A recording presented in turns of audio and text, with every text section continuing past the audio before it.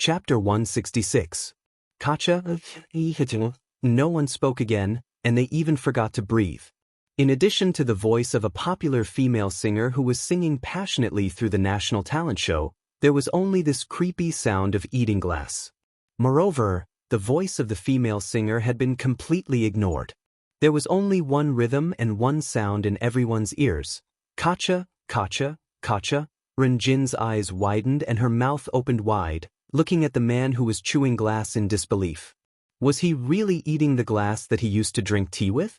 How could such a thing be eaten? Wasn't he afraid of cutting his throat? The nanny's psychological endurance was even weaker.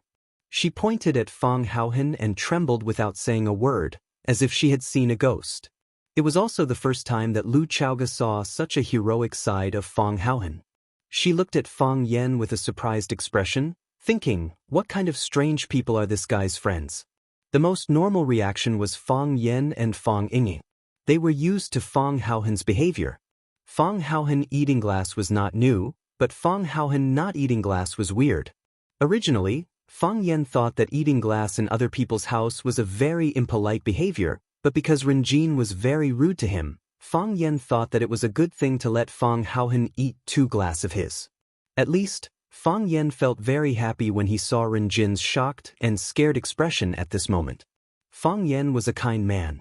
He couldn't stand others making him feel wronged. Kacha. After Fang Haohen ate a small half of the glass, the soaked tea leaves in the glass and the small half of the cup of tea became a burden.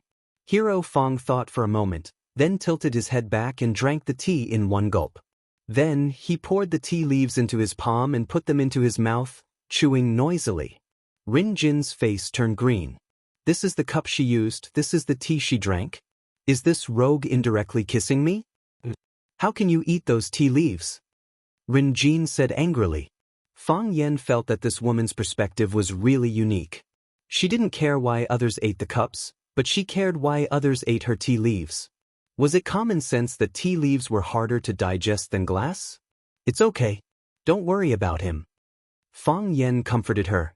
Tea leaves are rich in polyphenol, amino acids, and catechins. They are good for the body. Kacha. Fang Haohen stuffed the rest of the glass shards into his mouth. After chewing and swallowing, he wiped his mouth and said to Fang Yinging, I'm not full yet. Fang Yinging patted Fang Haohen's shoulder and said, leave some room for steak and fruit salad. Renjin felt that her heart was twitching. Listen, what are these 2 guys talking about? They ate my cup, drank my tea, and now they want to eat my family's steak and fruit salad. Renjin pointed at Fang Yinging and Fang Haohen and shouted, get out of here. Our family doesn't welcome you. Fang Yinging looked at Fang Haohen with a complaining look and said, I told you to bear with it. Look at how angry you are. Old lady, don't be angry, it's easy to get wrinkles when you are angry. How about we ask Junior Marshal Uncle to buy you a glass? Old lady? Renjin felt like she was struck by lightning. Everything else was ignored by her. Her mind kept repeating the 3 blood-red words old lady. Old lady? How could they call her old lady? She had beautiful black hair, pink skin, bright eyes, and she also had well-maintained buttocks and breasts. How could he call her an old lady? Renjin's first reaction was to immediately find a mirror and look at herself in the mirror to see if there was anything wrong with her dress today. Otherwise, why would someone be so blind as to mistake a flirtatious mature woman like herself as an old lady? Fang Haohen, who was accused by Fang Yinging, felt extremely wronged and argued. Hero, you told me to eat something to fill my stomach. I did say that, but didn't you see the old lady was angry? Lu Chaoge. Renjin finally exploded. She shouted with a sharp voice and pointed at Fang Yen, Fang Yinging, and Fang Haohen and said, who are these people? What kind of scoundrels are they? What did I tell you just now? Don't make friends with those people you don't know. You just brought them home to anger me. Lu Chaoge, I usually treat you well, and this is how you treat me? Do you want to anger me to death? Auntie Ren, I didn't mean that. Lu Chaoge said. But you didn't mean that, did you? Lu Chaoge pointed at Fang Yen and said, let him go. Let them all go. I don't want to see them, I want them to disappear in front of my eyes immediately.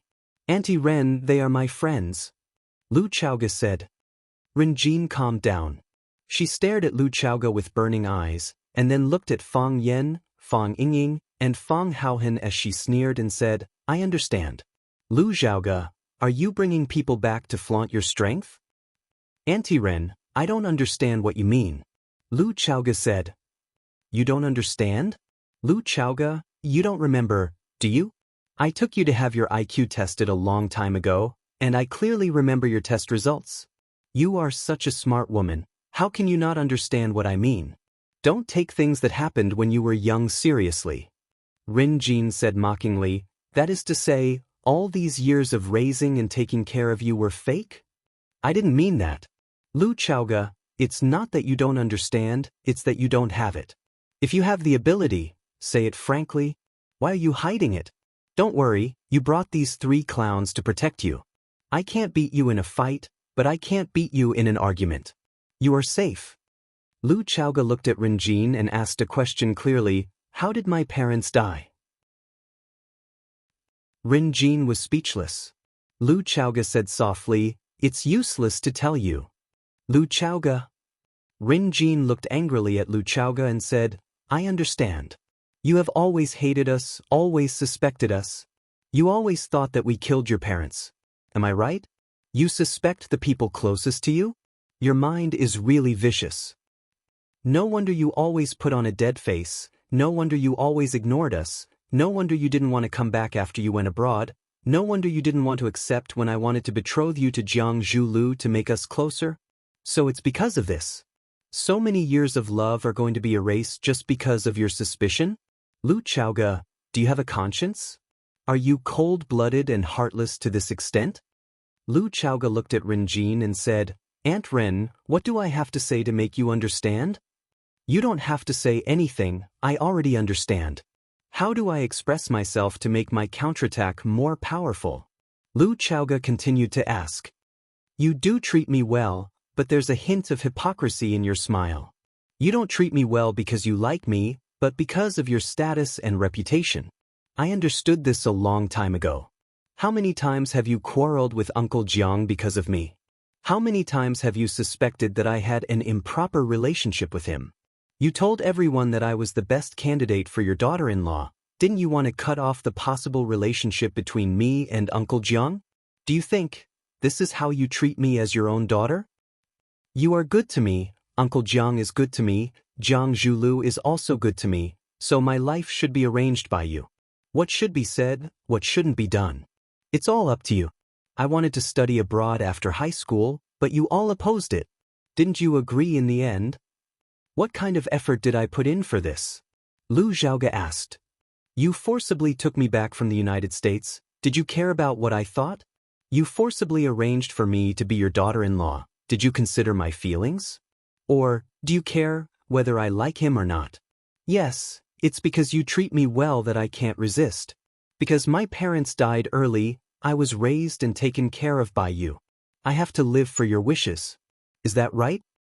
Do you understand how I feel? Every time you peel an apple for me, I will think about what you are going to ask from me. Every time you personally cook a bowl of noodle soup for me, I have to think about what kind of deal is behind this bowl of noodle soup. So, I don't want to talk more and more, my life is getting more and more depressed. Every day when I wake up, I feel that my skin is stiff, the air is thin, and even breathing is difficult. Auntie Ren, do you know that I have depression? Do you know that I have seen a psychiatrist? Do you know that I have thought about suicide? Rin Jin's expression was dull. She really didn't know about this. Fang Yen was also stunned for a moment. The strong and cold Principal Lu actually had the thought of suicide? She also had such a weak moment? Even so, you still think that I don't know how to be grateful, and that I am heartless to you all? Lu Chaoga looked at Rin Jin like a knife and said, Auntie Ren, I think you don't understand what is called gentle violence, right? Chapter 167. Phew! After saying these words, Lu Chaoga took a long breath of fresh air. Too easy. Too comfortable. How many years had it been? The long days and nights, the days that felt like years, The words that she held back in her heart that were difficult to say, the thorn in her bone, almost tortured her to the point that she was about to go crazy. She was like a silkworm cocoon wrapped in a thin membrane. She wanted to scream, she wanted to struggle and twist with all her might. She wanted to tear everything apart and destroy it, but in the name of love and protection, the thin membrane made it difficult for her to move. Finally, she said what she wanted to say. She was free. Rin Jin's face was as pale as paper. She stared at Lu Chaoga with deep resentment and said, I didn't expect that I still raised an ungrateful wolf. Well, Lu Chaoga, since our Jiang family made you so uncomfortable, since we treated you so badly, then tell me, what are you doing back this time? Uncle Jiang asked me to come back for dinner, Lu Chaoga said. Come back. Rin Jin sneered. Lu Chaoga, what do you mean by coming back? Come back to your own home, then come back. What you said just now has separated yourself from this family. You are no longer a member of this family, you are just a guest. And a guest who is not welcomed by the host. So, as the mistress of this house, please bring your lowly friends out. Fang Yan was angry and said, We are Lu Chaoga's friends, but we are not dirty. Fang Ying was also very angry. He slapped Fang Haohen's head and said, Fang Haohen, go eat another glass. Fang Haohen looked at Fang Yan pitifully, not knowing whether he should eat or not. Aunt Ren, don't call me Aunt Ren. Rin Jin angrily interrupted Lu Xiaoga's words and coldly said, Lu Xiaoga, from today onwards, the kindness between us is severed. From now on, we are just strangers, Rin Jin. Lu Xiaoga clenched her fists and gritted her teeth. Please respect my friend. Get lost. Rin Jin pointed at the door of the villa. Get out, all of you. Rin Jin turned around and shouted at the nanny, Are you stupid? Call security. No need. Lu Xiaoga said aloud. We can walk by ourselves. After that, Lu Xiaoga turned around and walked out of the villa. Just now, when Rin Jin called them scum, Fang Yan did not retaliate. Fang Yan felt that he had suffered a loss. Now that he was about to leave, he naturally couldn't leave with a grievance. Fang Yan slapped Fang Haohen's head and shouted, Fang Haohen, eat all the glasses in their house. Fang Haohen was shocked and said bitterly, Junior Marshal Uncle, I'm afraid I can't eat, then pack it up and take it away. That's good. Fang Haohen was happy. He really wanted to find the Jiang family's glasses to eat. Let's eat. Rin Jin laughed wildly. Eat enough. Eat it all. If you can't finish it, then you're a son of a bitch. Junior Marshal Uncle, she's cursing. Fang Haohen said. Then hit her. Fang Yingying shouted. So, Fang Haohen rushed toward Rin Jin angrily. Go ahead. Rin Jin stood there proudly, raising her beautiful face that could be broken by a single blow. She looked at Fang Haohen with a sneer and said, Slap me if you can. Fang Haohen was stunned. He turned to look at Fang Yan and said blankly, Junior Marshal Uncle, did I really slap you? Slap. Fang Haohen was slapped in the face. After Rin Jin slapped Fang Haohen, she stared at Fang Haohen with disdain and said disdainfully, Who do you think you are? Get out of here. Lu Chaoga stopped at the door of the living room. The smile on Fang Yan's face froze. Fang Yingying's fat face was quickly filled with anger. Bitch, I'll tear you apart. Fang Yingying flew into a rage. He and Fang Haohen were like brothers. Their relationship was much deeper than ordinary people. Hero Fang was bullied and humiliated. This slap in the face was more painful than slapping himself in the face. Fang Yan smiled gloomily and said, A real man must do what he says. After listening to Fang Yan's words, Fang Yingying and Fang Haohen were like tigers and wolves that were released from their shackles. They angrily rushed toward Rin Jin. Slap, slap, this. The two slaps were the sound of Fang Yingying slapping Rin Jin. This was because Fang Haohen, this simple and honest person, actually reached out and grabbed Rin Jin's long skirt. With just a light pull, the shoulder strap was split into two. Half of Rin Jin's shoulder was exposed to the air. It was snow white and smooth like a young girl.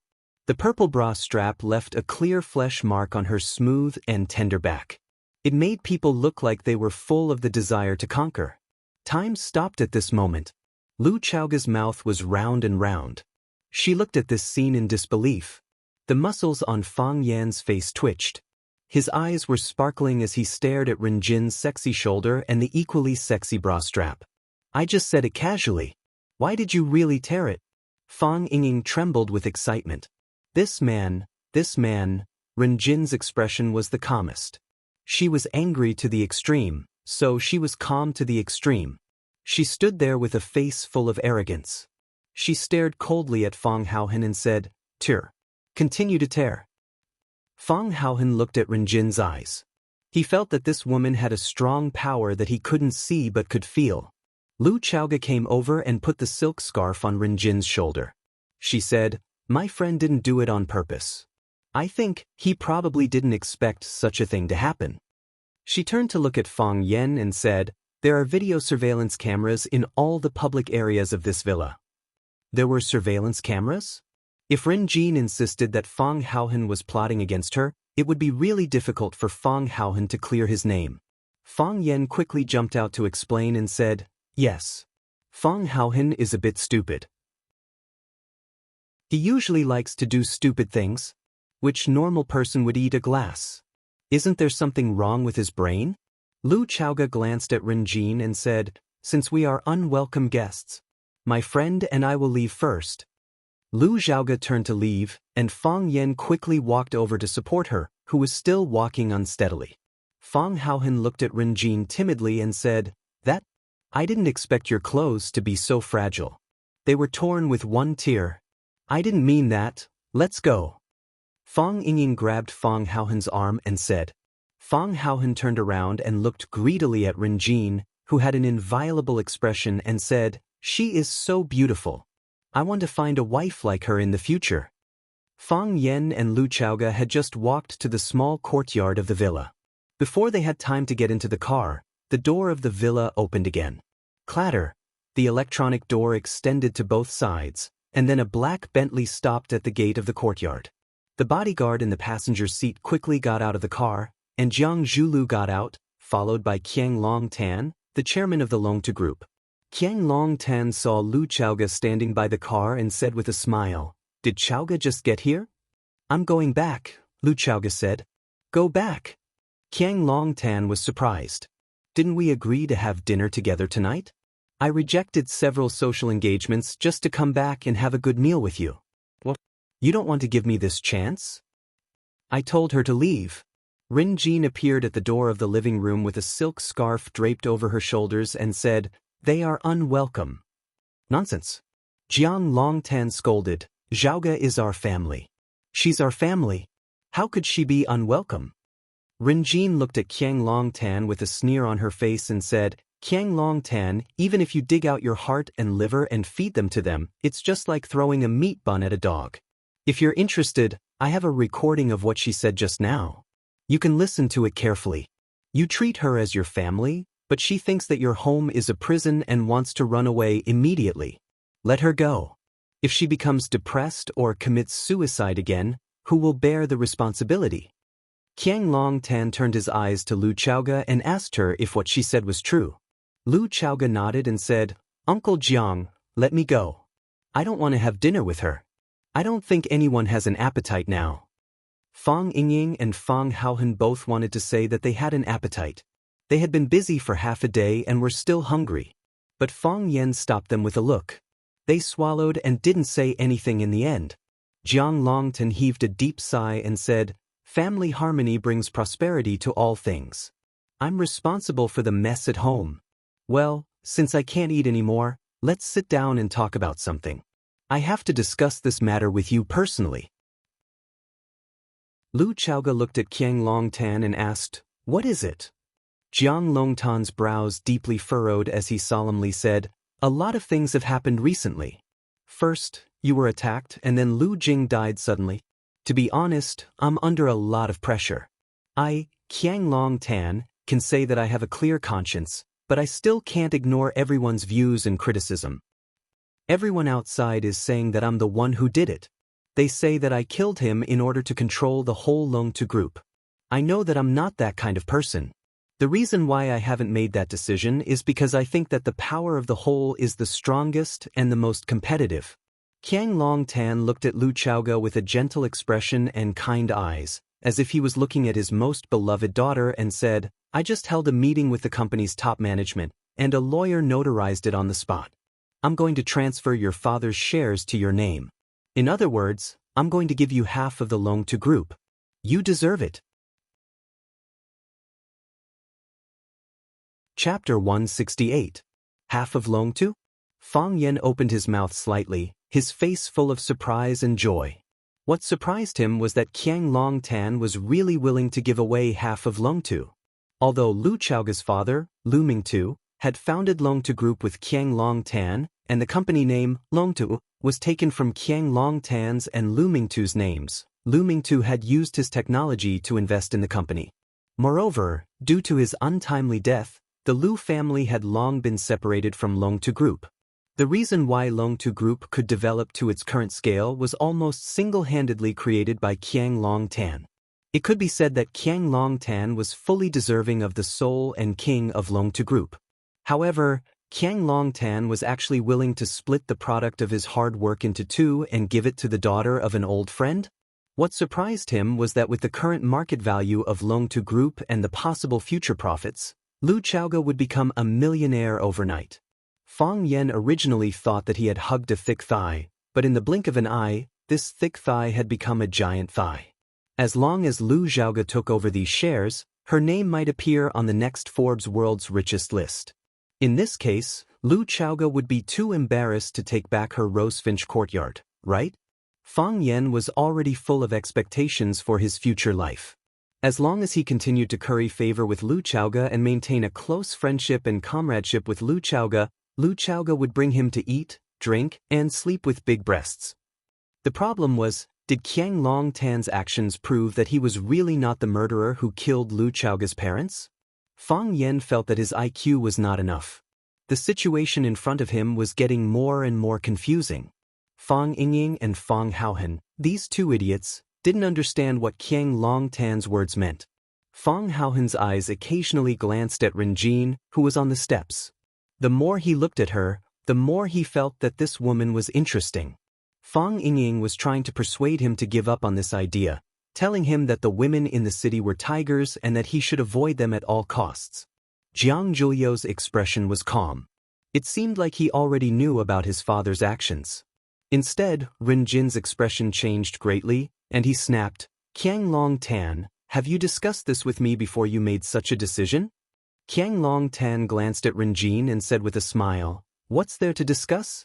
Didn't I just say that? This is what Chaoge deserves. Deserved? Renjin sneered. Then it's really easy for her to earn money. What has the Lu family done for Longtu all these years? What has Lu Chaoge done for Longtu? When you were working overtime at the company day and night, she was studying and traveling in the United States with a designer bag on her back. When you were begging for help with a glass of wine in your hand, she was fulfilling her dreams and hobbies at school. Who developed Longtu? Without you, Qiang Longtan, would Longtu be what it is today? Would Longtu be what it is today? Would Longtu be as valuable as it is today? She was living a pure and innocent life, and everyone took care of her. Now you've given away half of Longtu with just a few words. Qiang Longtan, let me tell you, I don't agree. Qiang Longtan smiled bitterly and said, Renjin, don't make trouble out of nothing. I've already held a board meeting before I came back, and now this decision has been approved by the board. Make trouble out of nothing? Renjin's expression was extremely ugly. Anyone who heard that their husband had given away billions of assets to someone else would have such a reaction. Moreover, this was a woman she hated very much. At that time, the investment in Longtu was made by me. According to the laws and regulations of joint property, I own half of your shares in Longtu. So, I also have the right to vote. My attitude is that I don't agree. Okay. Qiang Longtan's expression turned serious and said, I'll explain this to you later. That's settled. Qiang Longtan turned around and shouted, Jiang Zhulu. Jiang Zhulu came forward and took out a document from the file bag in his hand and handed it over. Qiang Longtan took the document and handed it to Lu Chaoge, saying, Chaoge, take this document back and have a look. The shares will take effect after you sign it. Lu Chaoga's expression was calm, but she looked at Qiang Longtan thoughtfully. Take it.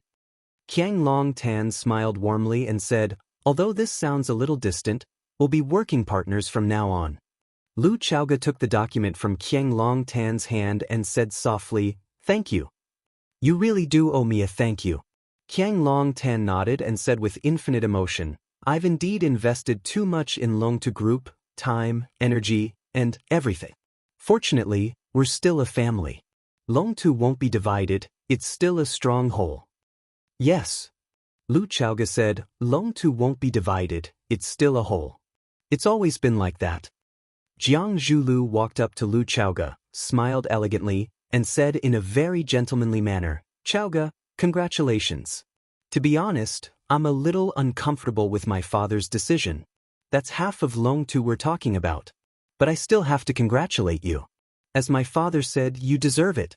The Jiang family isn't as greedy as people think, and we don't covet other people's things. Now that you've gotten back what belongs to you, I hope you'll be able to let go of the knot in your heart and be truly happy. Pausing for a moment, he glanced at Fang Yen beside him and said, also, I want to say that I haven't given up. My pursuit of you has just begun. Why are you saying that? Qiang Longtan waved his hand and said, I'm innocent. There's nothing to explain. But I won't get involved in your pursuit of Chaoga. That's between you young people. Chaoga, there's something I need your help with. Once the contract comes into effect, we'll need to hold a press conference to announce the change in ownership. Is that okay with you? No problem, said Lu Chaoga. Good. Qiang Longtan nodded. It's settled. If it's not convenient, I won't force you to stay for dinner. I'm tired. I'll let Zhulu drive you. Qiang Longtan waved his hand and walked up to Rin Jin, who was standing on the steps, looking exhausted.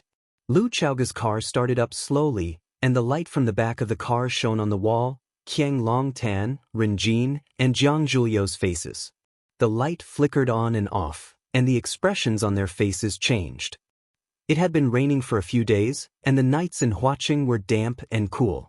19-Step Street used to be narrow and short, and people who had nothing better to do would only need 19 steps to walk the entire length of the street. Of course, 19-Step Street was no longer what it used to be. It was now one of the busiest streets in Huaqing. A young man and a young woman walked on 19-Step Street, attracting the attention of countless onlookers. Some people even took out their phones and tried to take pictures of them. The girl looked to be about 18 or 19 years old. She wore a simple white dress, a pair of red leather shoes, and a long leather shawl.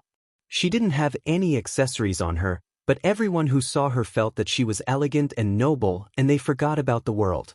The man standing next to her gave off a strange feeling. He was slightly older than the girl, and he wore a white casual outfit. He couldn't be considered handsome, and his facial features weren't exquisite. His eyes looked a little too small, his lips looked a little too thick, and his nose didn't meet the standards of a male god that girls expected. However, when all these flaws were put together, it gave off a feeling of perfect harmony. He wasn't cold or handsome, but he had a unique aura. Even when he was walking with the girl next to him, no one thought that he would lose points or be a flower stuck in cow dung. They should be together. That was what everyone thought. The two of them walked aimlessly, their eyes focused on the road in front of them. They didn't look left or right, nor did they have the intention to shop. They looked more like they were walking than shopping. You're so boring, Chinitin said. The man smiled shyly, revealing two deep dimples on his face. He touched his nose and said embarrassedly, many people say that. You said you wanted to see the night view of Huaqing? That's why I brought you out. I've already seen it. The man nodded and said, every step we take is the night view of Huaqing. Have you really seen them? The people on this street, the dense crowd, the men and women walking towards us or brushing shoulders with us. Do you really think you've seen them with your own eyes? Qin Etienne said with a cold smile, I'm really curious, what kind of people can catch your eye? We've walked 749 steps on this street. There are 212 men, 1,656 women, and 19 children. There are 3 mothers carrying their children, and 1 pregnant woman. She continued, We've walked 749 steps on this street, and there are 212 men, 1,656 women, and 19 children. Oh, we walked past 2 Nike stores and 2 opticians. I didn't pay much attention to the rest. After all, I'm really not very interested in these things. The man said with a smile. He still looked like a shy little boy when he smiled. Qin Etian sighed softly and said, "They say you have a photographic memory and that your mental calculation ability is unparalleled in the world. Looks like it's true." "You also have a lot to learn from me," the man said. "The people around me keep telling me that." "What do you think you need to learn from me?" Qin Etian asked. "I don't make tea as well as you do, don't dress as well as you do, don't have a grasp of fashion, don't sing, don't dance, and don't even like to talk." The man lowered his head and said, "I think I have too many things to learn from you, right?" "But you're Jiang Junling." Qin Etian curled his lips and said, "Huaxia's hero Jiang Junling. Not every outstanding young man can get such an evaluation, right?" Chapter 169. The Tao addict, song transplanting seedlings, once said, "Jiang Junling is the first hero of Huaxia." He also said, "The son should be like Jiang Junling, and the adopted daughter must be like Qin Etian." Because the Tao addict's skill in judging people was the best in the world, Jiang Junling and Qin Etian, who were greatly praised by him, immediately became famous. Even the young people who had the same status as them, or who had even more illustrious family backgrounds, were far behind them in terms of influence. The Tao addict praised Jiang Junling twice in a row and flattered Jiang Junling as the first hero of Huaxia. But he also put Qin Etian in the same position as him. Therefore, Qin Etian's status also rose and became a shining pearl. After listening to Qin Etian's words, Jiang Junling's shy face became more embarrassed. He shook his head and said, "There are many talents in Yanjing and heroes are like carps crossing the river. Huaxia is a big place with many talents. How can Jiang Junling dare to say that he is the first hero?" Qin Etian also felt the same way and said, "The Tao addict is harmful." The two benefited from the words of the Tao addict. They could get more attention from all forces. As long as their performance was eye-catching, it was easy to get everyone's approval. With all kinds of resources piled up, it would be hard for one not to become a dragon or phoenix among men. However, they also suffered because of the Tao addict. They were still young and had a free and unrestrained heart. Being stared at by so many pairs of eyes, they also felt a great pressure that could penetrate through any opening. As long as we don't take its false reputation seriously, others won't take us seriously. Jiang Junling said, "The best thing humans are good at is forgetfulness." "It's boring to talk to you," Qin Etian said. Jiang Junling smiled and said, "You are the first person to talk to me like this. Others may think so, but they have never said so." Qin Etian ignored him and turned to walk into the alley next to the pedestrian street. This alley was a street of snacks. There were juice shops, fruit shops, fried ice shops, fishball shops, and even more barbecue shops. 10 o'clock at night was the time when the barbecue stall's business was at its peak. Countless men and women gathered around the square tables, ordering a few skewers of lamb, chives, and eggplants to go with the wine, playing finger-guessing games and having a great time. Qin Etian found an empty table and sat down, then shouted, "Boss, order." The proprietress came over with the menu. When she saw Qin Etian's face clearly, she was stunned. The eloquence that she had developed over the years in the night market suddenly disappeared.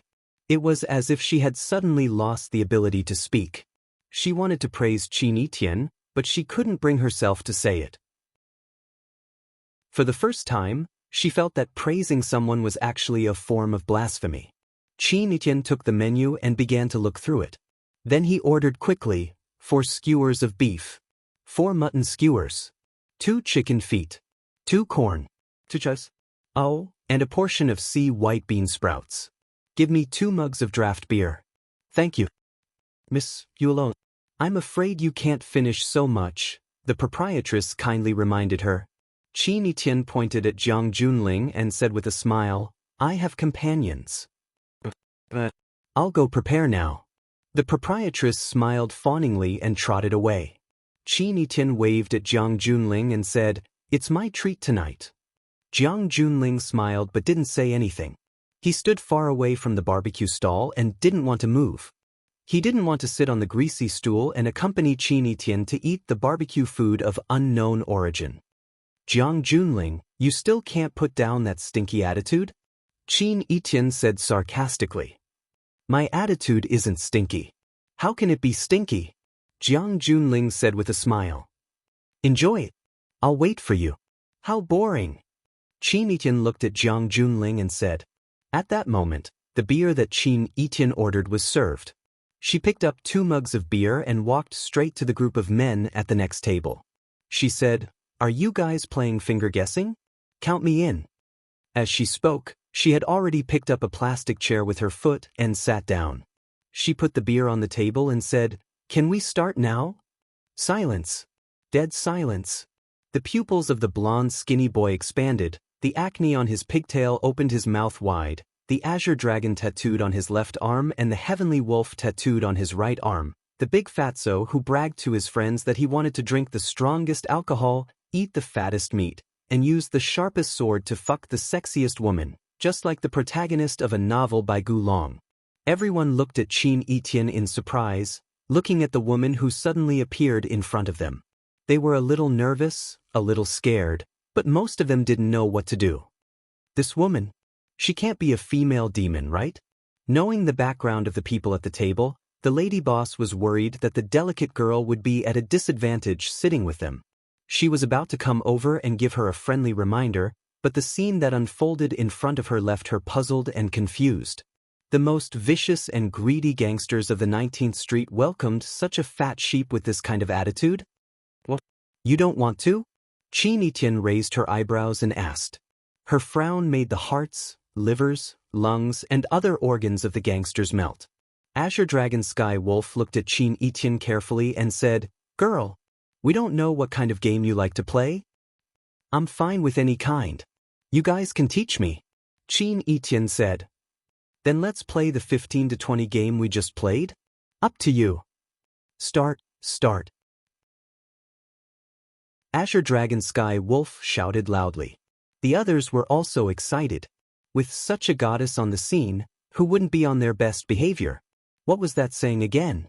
When men and women pair up, drinking is only enjoyable. While Qin Yitian and the gangsters were having fun drinking and playing finger guessing, Jiang Junling was standing at the place where he had just stopped. His clothes were immaculate, his hair unruffled, his back ramrod straight. He maintained a calm and gentle smile on his face.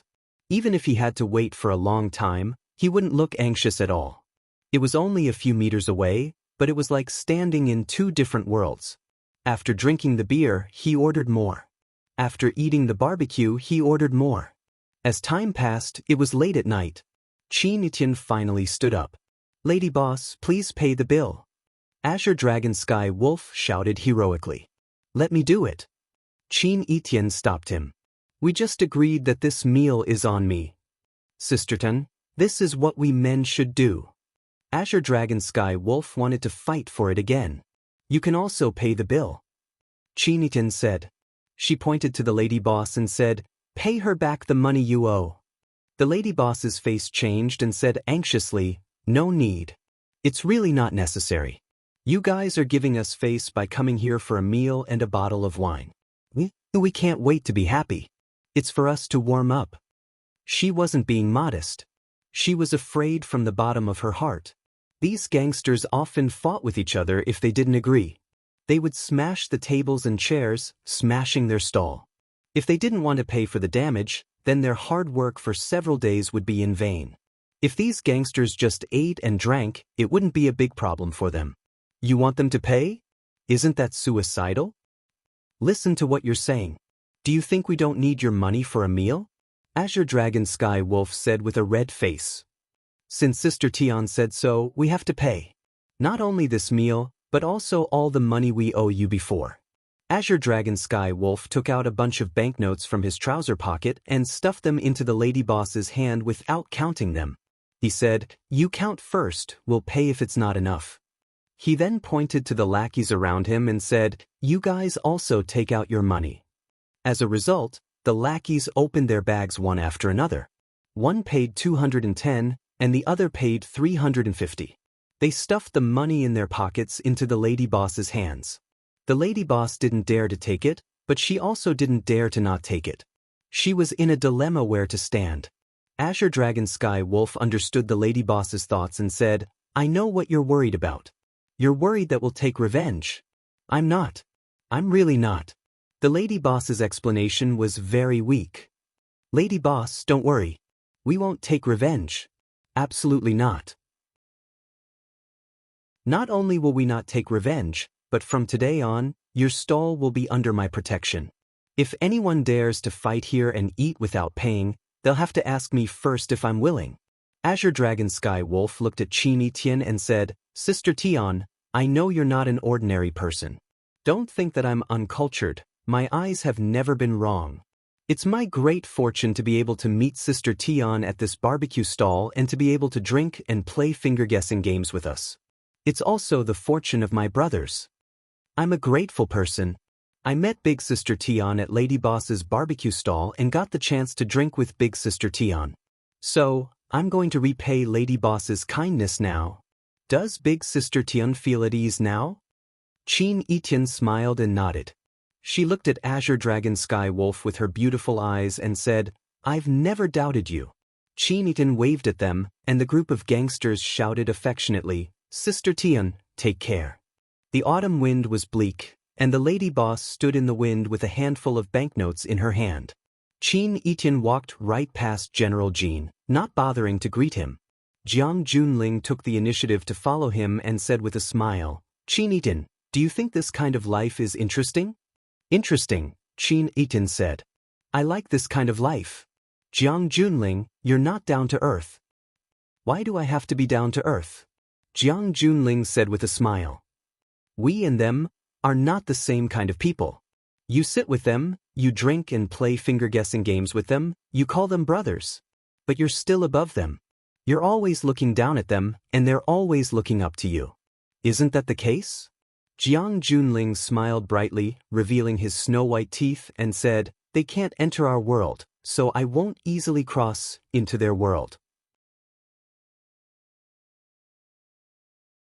Chapter 170. So you always maintain a high and mighty attitude, like a god? Qin Etian asked. Your so-called fusion, isn't it just another form of being high and mighty? Wherever you go, you change the fate and direction of some people and things. Just like that lady boss. You are also a god. The difference between us is that I am a god who does not do things, and you are a god who does things. I am not a god. Qin Etian said. God is too far away. Have you seen Marvel movies? I am a god with power, just like the hero in those stories. I have such power, why don't I use it to change the fate of some poor people around me and the final outcome of some sad things? I like the feeling of change, as if seeing them reborn in front of my eyes. Jiang Junling smiled and said, I am different from you. After watching those movies, I want to destroy the world more. Destruction is more fulfilling than change. Otherwise, why do people like to smash cups when they are angry? Don't work together when we have different goals. But many people hope that we can finally come together. General Ling smiled and said, that old man Song Zhanxing said that his son should be General Ling's wife, and his adopted daughter must be Qin Yin. That in itself was a sinister move. Who do you think ordered him to do that? Who can instruct Tao Addict? There will always be someone. Jiang Junling said with deep eyes. If there is a dragon, there must be a dragon slayer. If there is a real god, there will also be a god slayer messenger. In a place that we can't see with the naked eye. Are you a man of power? No, I am a man of profit. There is no lack of such people in this world. Qin Etian said. But those people are not willing to admit that they are such people. That's because they are still talking about money at a low level. We're talking about numbers. Jiang Junling, you are so arrogant. Qin Etian, you are the same. Qin Etian's eyes suddenly lit up and he said, Jiang Junling, let me introduce you to a friend. A very interesting friend. Friend? Jiang Junling had just asked when he realized that Qin Yiyan had already walked quickly towards a Hunan restaurant by the roadside. Jiang Junling smiled and followed behind him. Fang Yan, Fang Yingying, and Fang Haohan were burying their heads in the food. They were worthy of being the experts from the old Tai Chi family. The way they picked up the food and the speed at which they picked up the food was beyond the reach of ordinary people. They had wanted to go to the Jiang family's house to eat well-done steak, bread, and dessert, but the Jiang family refused to provide them with food. On the way back, they stopped at the 19th Street for lunch. They planned to go back to sleep after lunch. No one was cooking at home. Lu Chaoga rarely moved her chopsticks. She didn't know if it was because she wasn't interested in the hot and spicy food in front of her or because she was thinking about her own matters. She had just obtained half of Longtu and became a super-rich woman with billions of funds. There were indeed a lot of things she needed to figure out. The most urgent problem was, how was he going to spend so much money? If Fang Yan encountered such a problem, he would definitely be anxious to death. Fang Yan looked up at Lu Chaoga and said, "You don't like spicy food, right? Don't worry, I ordered a vegetarian dish for you." "There is a vegetarian dish? What vegetarian dish?"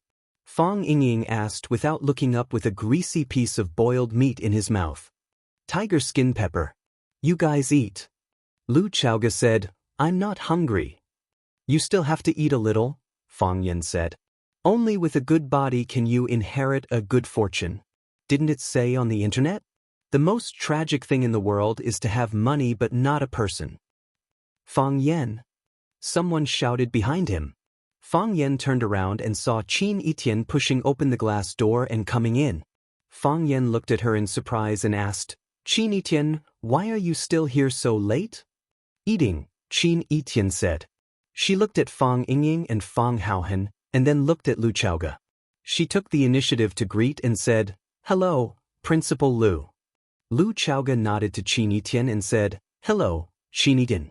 Lu Chaoga was no stranger to the number 1 student in the school. "I don't think I'm disturbing you guys, am I?" Qin Yiyan asked with a smile. "You'd better go back quickly," Fang Yan said. Being called by his own student in front of his immediate superior, Fang Yan felt his self-esteem was hit. It would not be good if Lu Chaoga misunderstood that the students in the 9th class didn't respect him. Therefore, he wanted to send Qin Yiyan away as soon as possible. "We're going back after eating. Let me introduce you to my friend." Qin Yiyan glanced at Jiang Junling, who was standing not far behind, and said, "Jiang Junling, although I know you're not interested in meeting him." "General what?" Fang Yan's eyes widened. "Jiang Junling," Qin Yiyan said. "You came out to meet your online friend?" Fang Yan was shocked. He stood up, looked at Qin Yiyan and said in a low voice, "Qin Yiyan, you have to be careful. The media often reported that girls were cheated of money and sex when they met online friends, and some even lost money and sex.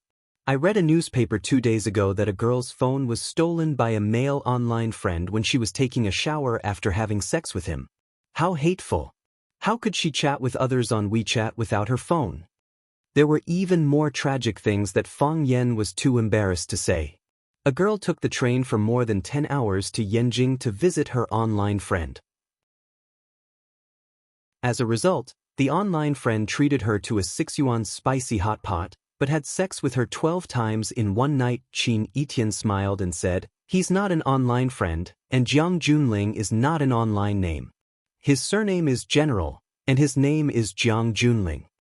Fang Yan looked a little embarrassed and said, "This surname is quite rare. There is a surname General among the 100 surnames? I'll have to study it later." Qin Yiyan pointed at Fang Yan and introduced him to Jiang Junling. "Fang Yan, the language teacher of the 9th class, the man I like." Jiang Junling smiled at Fang Yan from afar, but he didn't want to shake hands with him. In his eyes, Fang Yan and he were not the same kind of people.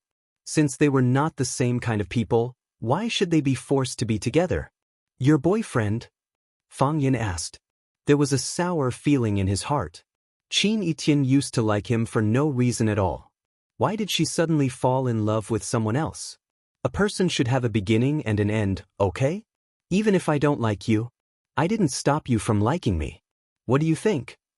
Qinitian's eyes were full of smiles, hidden joy and shyness. Qinitian could be shy? Seeing Qinitian's shy look, Fang Yan's heart sank even more. He looked at Qinitian earnestly and said, "Student Qining, you are a student. Students should focus on their studies. As your language teacher and the head teacher of the 9th class, I have to tell you seriously, you can't have puppy love." Fang Yan looked at Jiang Junling again and said, "Mr. General, this surname is really different. Mr. General is an adult, your thinking is more mature, and your understanding of the world is more comprehensive and profound. I think, as a responsible man, we should give girls more time, wait until they grow up and mature, then listen to their heart's choice. Is that right?"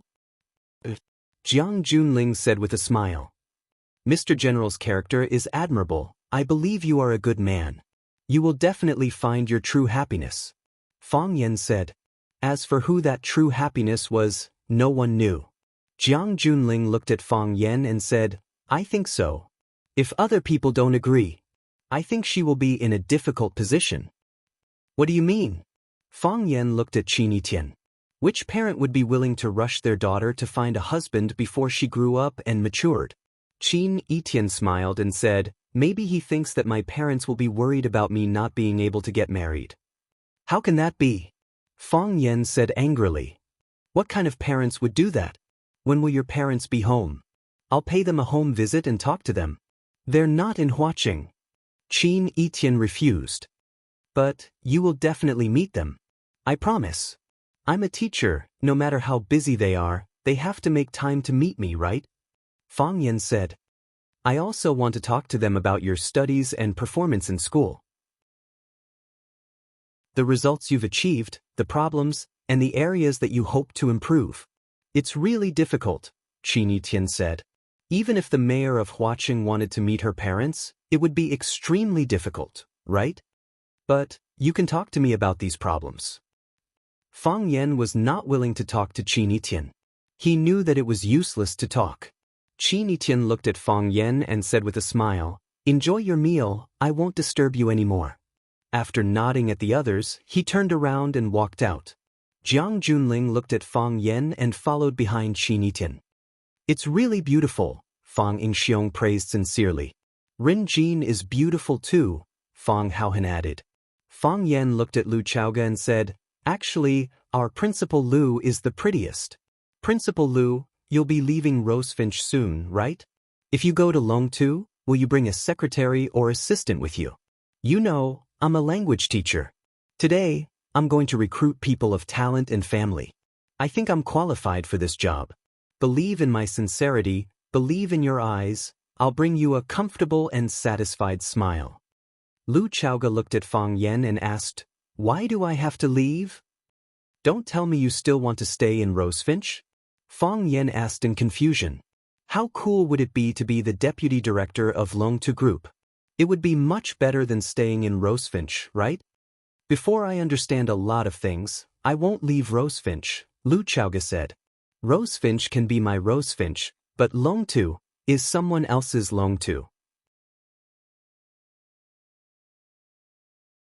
Chapter 171. What do you think? Qinitian asked. What do you mean, what do you mean? Jiang Junling asked. What do you mean? I'm not a Tao addict, and I don't know how to judge people, Jiang Junling said with a smile. As long as you're human, you'll judge people, Qinitian said. Some people bet on a lifetime of happiness, while others bet wrong and lose everything. Jiang Junling smiled and said, gentle? Violent? Qinitian looked at Jiang Junling in surprise and said, Did you know him before? No, I didn't. We just met once, and you have such an evaluation. Gentle refers to his appearance. He's a language teacher, a young and good-looking language teacher. It's not an exaggeration to say that he's casual and elegant. Such a teacher stands on the podium and talks about the country. He must be very popular among girls, right? However, he has a strong desire to break the rules. There are two kinds of people in this world. One is the people who live within the rules. They find their most comfortable position under all kinds of rules. Once they touch the red line, they will immediately shrink back and readjust their posture and direction. The other kind of people will trample and avoid it. When they feel troubled by the red line or blocked by the rules, they will cross the red line and break the rules to get where they want to go and get what they want. He's the same kind of person as me. Jiang Junling rarely praises others. Qin Yiqian squinted and smiled. She knew that Fang Yan was indeed the kind of man who would cross the line. His teaching method was different from others, and his style of doing things was unique. He never stuck to the old rules, and he would surprise people within a controllable range. When he saw me, there was a slight contraction of his pupils. This was because he regarded me as an imaginary enemy. Let me ask you, we met for the first time. Why would he be hostile to me? Because he treats you like a treasure. He doesn't like to see other men encroach on you. That's what he thought. He immediately used his identity as a teacher to warn you not to fall in love at such a young age. In the name of righteousness, he told me to wait for you to grow up and mature. If you didn't listen to his advice, it would be disobeying your teacher's orders. If I refused, it would be considered as not loving you enough. A single leaf in autumn. If he encountered something else, what kind of counterattack would he make? It seems that you have just fought a battle, Qin Yiqian said. Yes, a man's war. Jiang Junling nodded. In that case. Qin Yiqian smiled even more happily, and her pretty face was incomparably gorgeous. If I work a little harder, I can still take him down, right? I don't think you ever doubted that. Qin Yin walked even more arrogantly and said, Jiang Junling, sometimes you are not so annoying. Thank you. Jiang Junling said, this is the most sincere compliment you can give me. The two of them walked to the entrance of a large shopping mall. Qin Yiqian stopped and said, I hope you have a good time in watching. After saying that, he got into a GMC limousine that had been prepared a long time ago. The limousine blended into the rolling traffic and disappeared in the blink of an eye. Jiang Junling stood there for a minute, and a black Mercedes-Benz drove in front of him. The back door opened, and a handsome young man walked out. He said respectfully, Welcome to Huaqing, young master. Huaqing is just looking at flowers. You don't have to be so nervous. Longtime Group. In the media interview room. Mr. Jiang, we would like to know why you suddenly decided to give half of the shares of Longtime Group to your adopted daughter, Lu Chaoga. A middle-aged male reporter wearing glasses stood up and asked. Qiang Longtan sat there in a cultured and elegant manner, with a smile that made people feel like they were bathing in the spring breeze. No matter how one looked at it, this was a man who could move people's hearts. He lowered the microphone a little and said with a smile, Mr. Reporter, there are two problems with your question. First, I did not suddenly make this decision. Instead, I made this final decision after a long period of careful consideration and the collective discussion of the Longtime Group's higher-ups. Second, I do not want to give half of the shares of Longtime Group to Miss Lu Chaoga, but to return it. Just as I said to her, she deserves it. Mr. Jiang, according to reliable sources, it is said that Miss Lu Chaoga was involved in a premeditated car accident when she was eating at Sky No. 1 a few days ago. Also, the former chief engineer of Longtu, Mr. Lu Jing, also submitted his resignation letter to you after a big argument with you. What's even more shocking is that he died in an accident on the day he resigned. A female reporter in a black business suit stood up. Because this female reporter's explanation was too long and tedious, and she had asked such a sensitive and sharp question, everyone present focused their attention on her and Qiang Longtan. The head of the public relations department of Longtu Group, Fu Mingli, looked at Qiang Longtan with a questioning gaze. As long as he gave the slightest hint, he would immediately cut off the female reporter's question. Unfortunately, Qiang Longtan maintained a calm and composed smile, as if he had already expected such a question to appear. So, we really want to know if Mr. Zhang's decision to return the shares to Miss Lu Chaoga at this time was due to pressure from the media and the outside world? Or is it like how the outside world interpreted it? Mr. Jiang has a guilty conscience?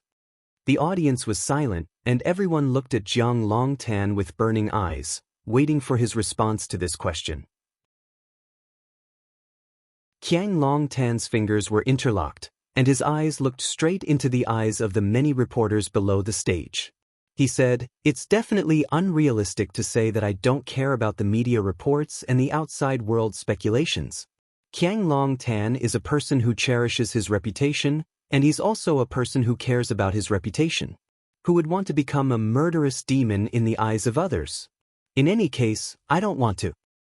"Of course, this isn't the main reason," Qiang Longtan said with a smile. "Miss Lu Chaoga is sitting next to me at this time.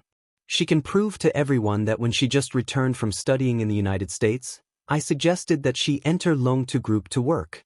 When she was familiar with the company's affairs, I would give her a more important position and let her take on more responsibilities. I could even completely take over Longtu Group. It's entirely possible." However, Miss Lu Chaoga refused. "Some of my ideas can only be put aside for now." Everyone present knew that a clenched fist was more painful than an open palm.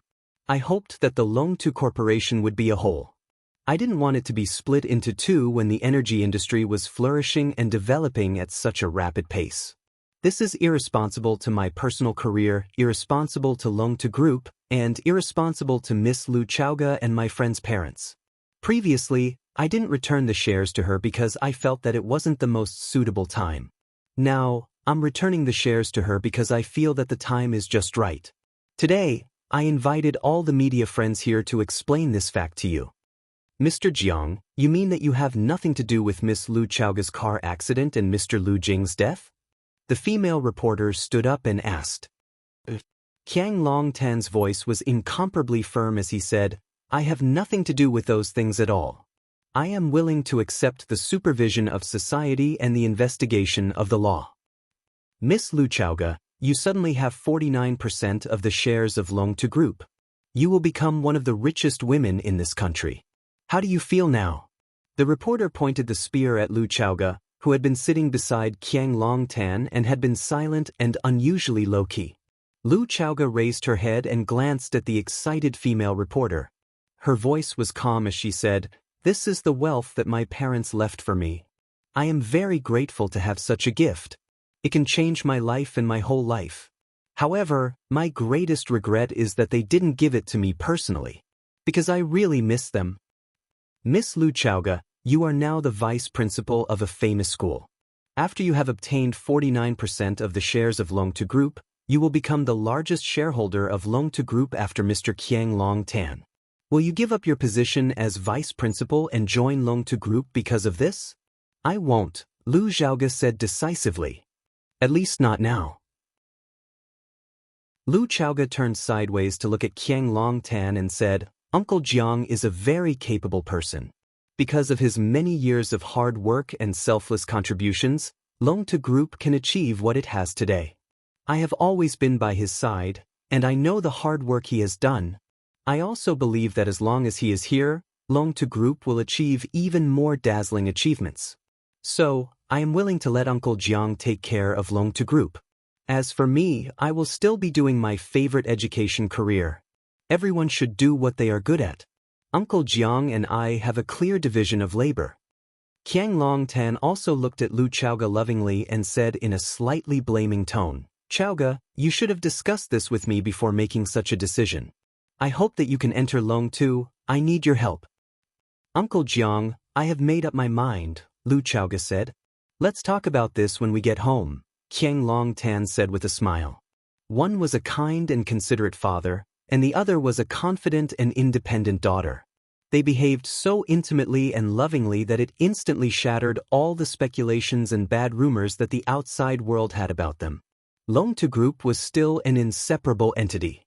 In front of the computer, a woman sneered as she watched the live broadcast of Longtu Group's press conference. She said in a hoarse voice, "Qiang Longtan, this is only the first round of victory."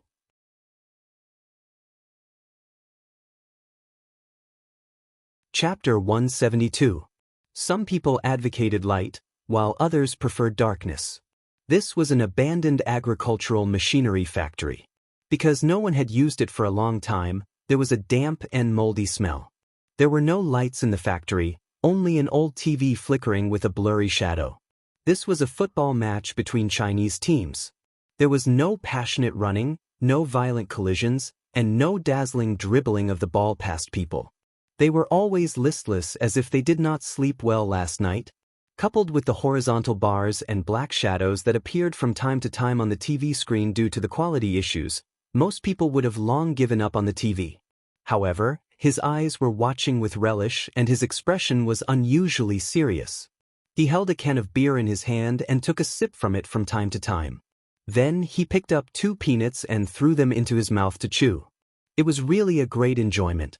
At this moment he suddenly stopped chewing. "Who is it?" the man shouted with a mouthful of peanuts in his mouth. Because there was too much foreign matter in his mouth, his voice was a little unclear. It was quiet inside and outside the factory, only the sound of the wind blowing through the grass outside could be heard. The man threw the can of beer in his hand towards the nearest window but did not hear the sound of the can falling. He picked up the chair on the ground and smashed it towards the window. He quickly hid in a dark corner of the room. Clang! The chair hit the window and the dusty glass shattered.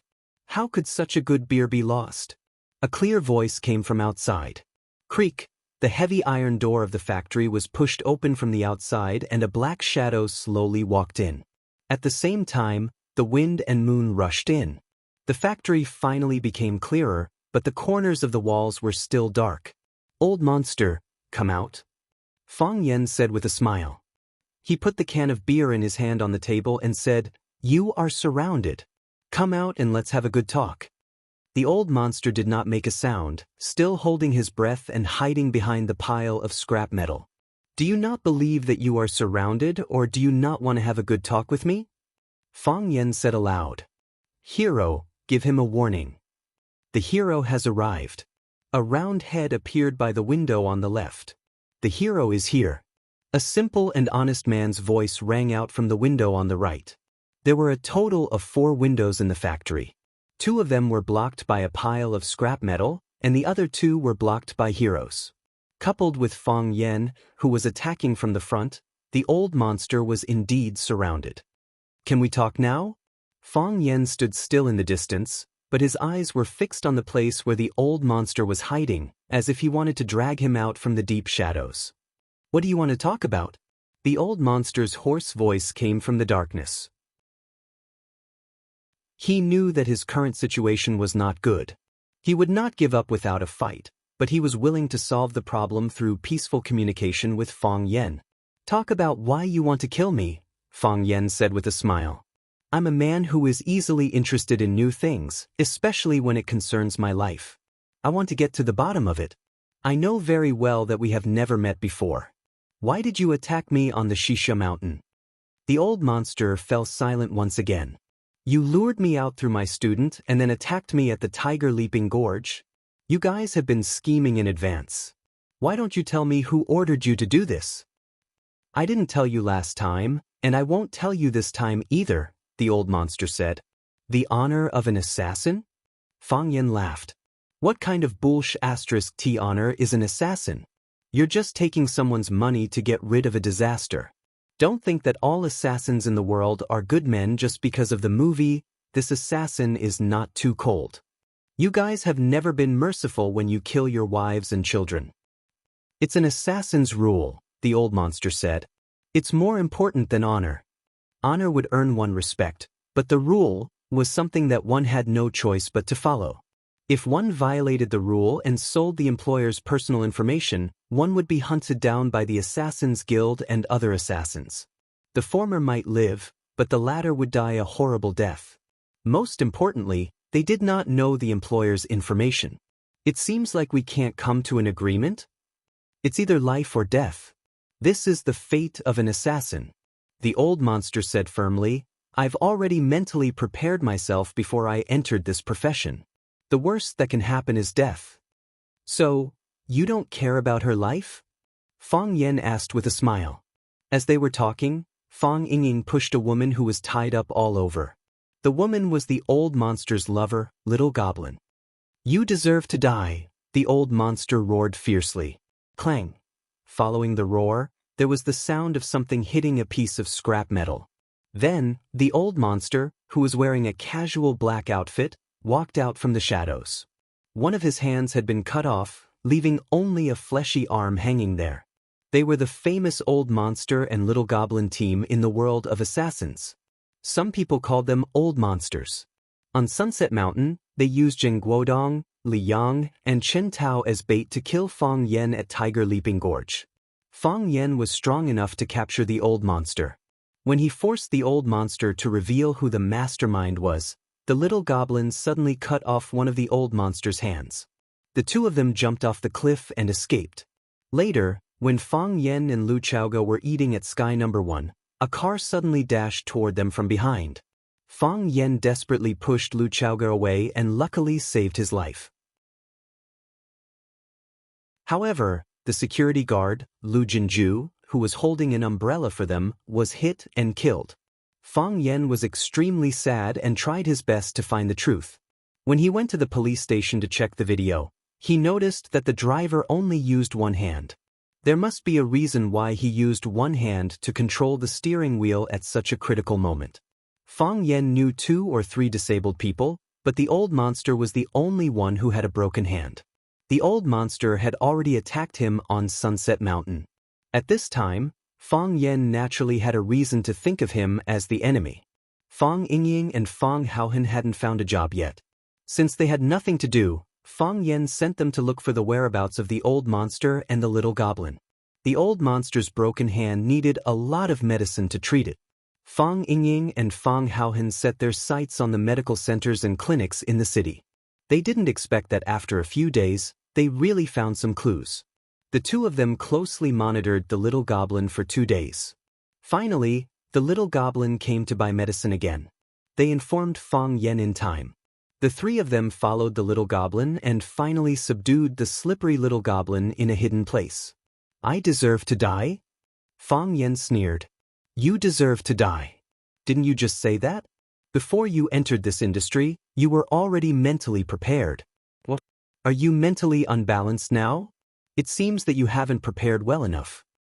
What kind of hero is kidnapping a woman? Come at me if you can. I'm not a hero, Fang Yen said with a smile. He pointed at the heroes who were escorting the Little Goblin and said, They are. What do you want? I want an answer, Fang Yen said. Tell me the answer. I'll let her go. This is the deal between you and me. Silence. Fang Yingying pulled the Little Goblin's hand hard. One of the Little Goblin's arms that was tied behind his back was broken. The Little Goblin's mouth was blocked by a rag, so he couldn't scream. However, the groan from the pain was like a thin needle that pierced deep into the Old Monster's heart. Let her go. Give me the answer I want, Fang Yen said again. You should know that I like to play quick questions and quick answers. Last time, you were the one who paid the price. This time, fortunately, it's still you. I believe that abandoning your teacher for a woman must be true love, right? I really don't know who wants to kill you, the Old Monster screamed. We always contact our agent when we receive jobs. The agent gives us the target's information, then we search for the target's whereabouts and look for an opportunity to make a move. I don't know who the employer is. I'm not satisfied with this answer, Fang Yen said. Crack, Fang Yingying moved again, and another arm of the Little Goblin was broken. The Little Goblin groaned in pain again. His forehead was covered in cold sweat, and his expression became twisted. The Old Monster's eyes were angry and cruel. He stared at Fang Yen fiercely, like a wounded hyena staring at its prey. Let her go, and I'll agree to any of your conditions. I said, tell me the answer I want. Fang Yen said, I'll let her go immediately after I get the answer. Who wants to go against a woman? I don't know the answer, the Old Monster said. I can agree to anything except the answer. Doesn't that violate your assassin's code? Fang Yen said with a smile. I don't care, the Old Monster said with red eyes. Fang Yen squinted his eyes and smiled. Do you know that your value in my heart is only whether you can give me the answer I want? If you can't give me the answer, you've lost your only value in my heart. I won't cooperate with AB** starred who tried to kill me twice in a row. Fang Yen stretched his right foot forward, bent his body slightly, and made a gesture of holding the moon in the wind with his arms. He said, for Lu Jinju, for Lu Chaoga, and for Xiao Bao. You don't know who Xiaobao is, do you? He's Lu Jinju's son. Lu Jinju was an innocent security guard who was killed by your car. I promised Lu Jinju that I would avenge him. Please cooperate with me and don't make me break my promise.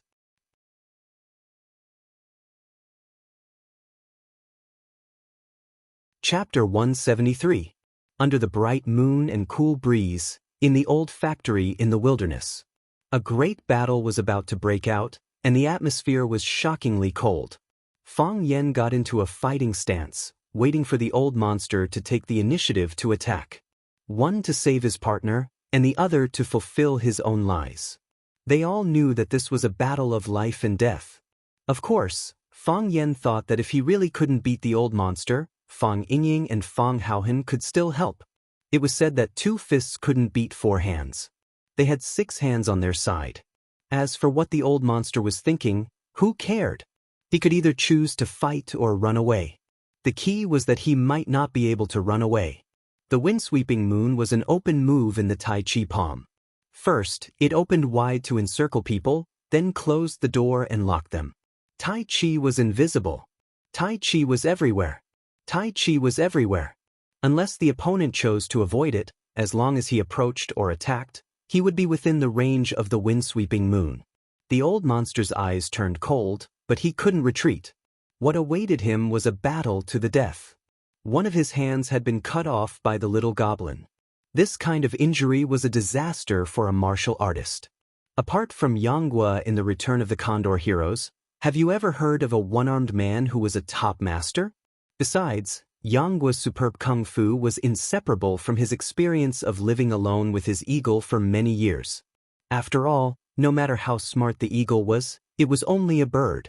Birds should not kill birds of the same kind. The old monster moved.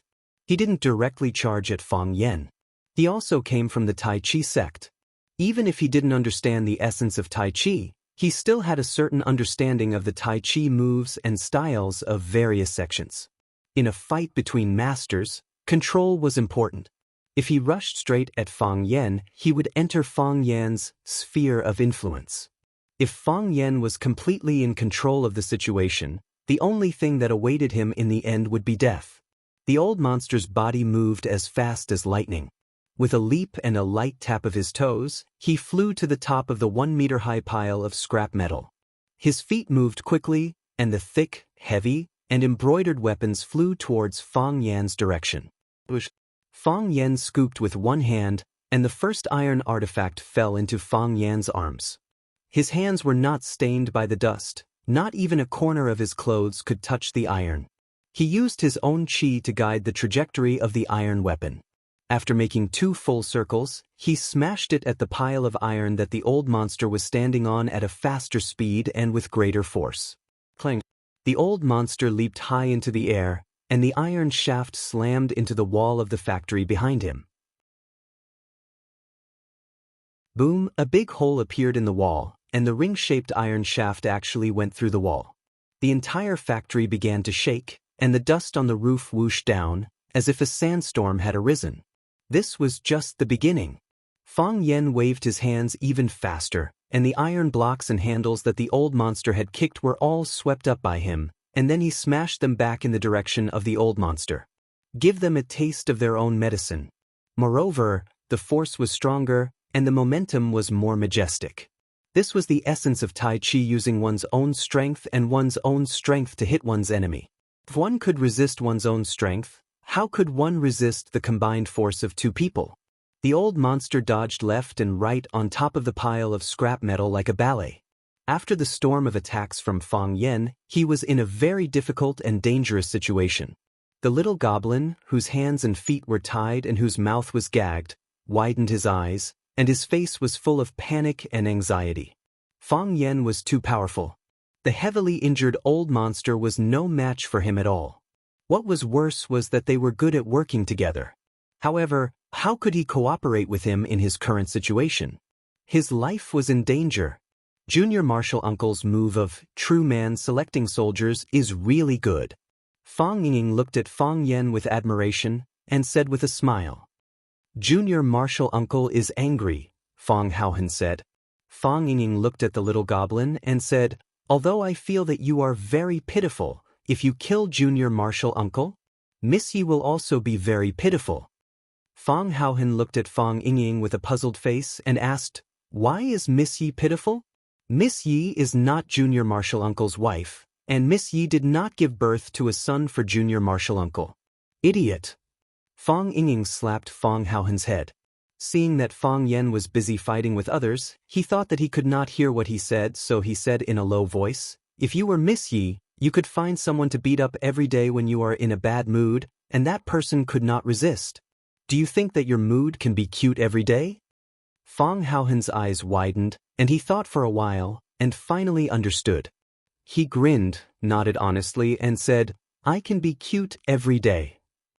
Hearing the conversation between these two, the little goblin almost laughed out loud. "One of you has a fat head and a bun face, and the other has a long and flat wax melon head. Don't imitate other people's hobby of dressing up like this. Do you know that you are not cute at all?" But when she thought about how her man was in a life and death struggle, she had to grieve and be heartbroken to match her current mood and situation. Could you imagine how much of a test of skill it was for her to move her facial muscles with all her might?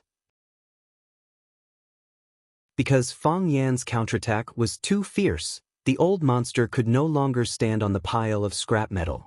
His body jumped up, and his feet turned into blades, and he aimed at Fang Yan's neck. "Here it comes." Fang Yan sneered. He moved his body to one side, and avoided the old monster's direct attack. Then he used both hands to buckle the old monster's long legs, and one hand grabbed his ankle. With a strong pull, the old monster's flying body was pulled back by him.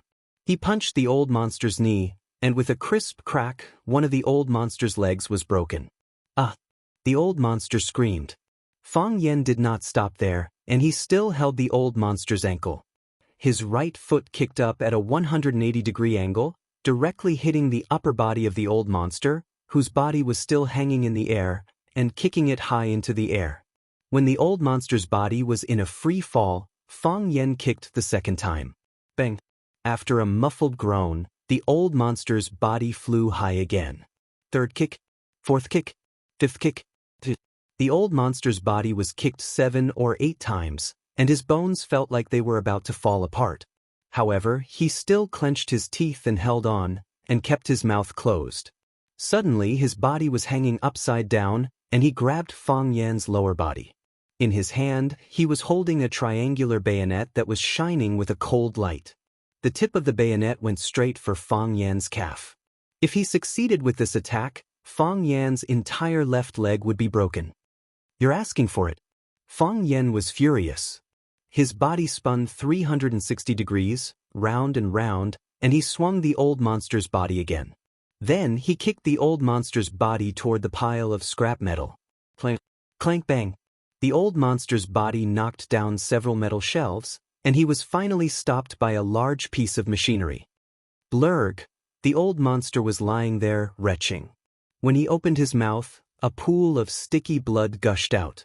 When Fang Yan continuously kicked his chest, his internal organs were already seriously injured. However, he resisted the urge to spit out the clotted blood. This was because he knew that once he vomited blood in the process of battle, the taut energy in his body would leak out. Without the ability to fight back, there would be no hope of escape. If that happened, he would really be dead if he fell into Fang Yan's hands.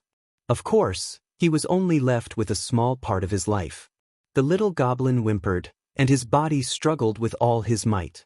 However, no matter how hard he tried, he could not untie the Tai Chi knot that Fang Yingying tied on him.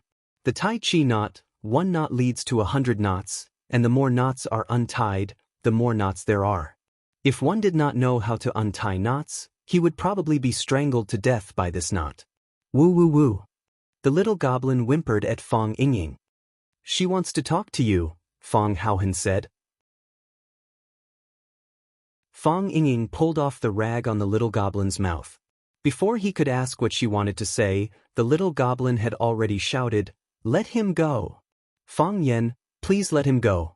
He is also a Tai Chi disciple, the same as you. Fang Yan, let him go, I will promise you anything." Fang Yan looked at the little goblin and said, I just talked to him, I need an answer. But he didn't give it to me. It's not that we don't want to give it to you, it's that we really don't know who ordered us to kill you.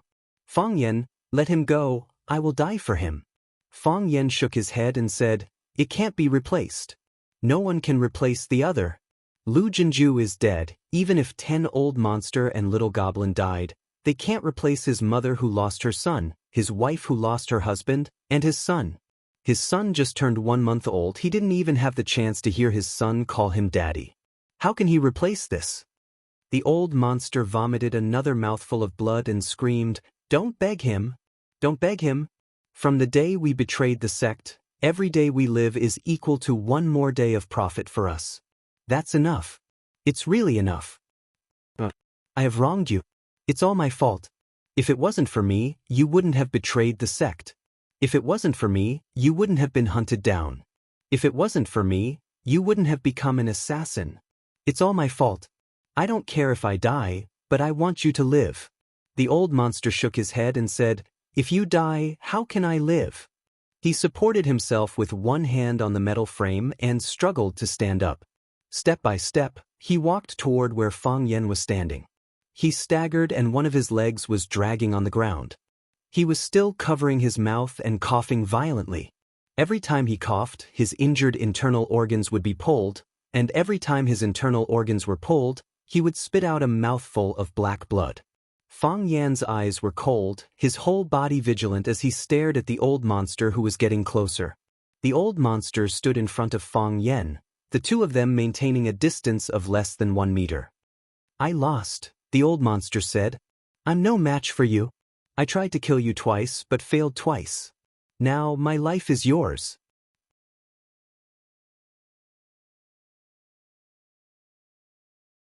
Chapter 174.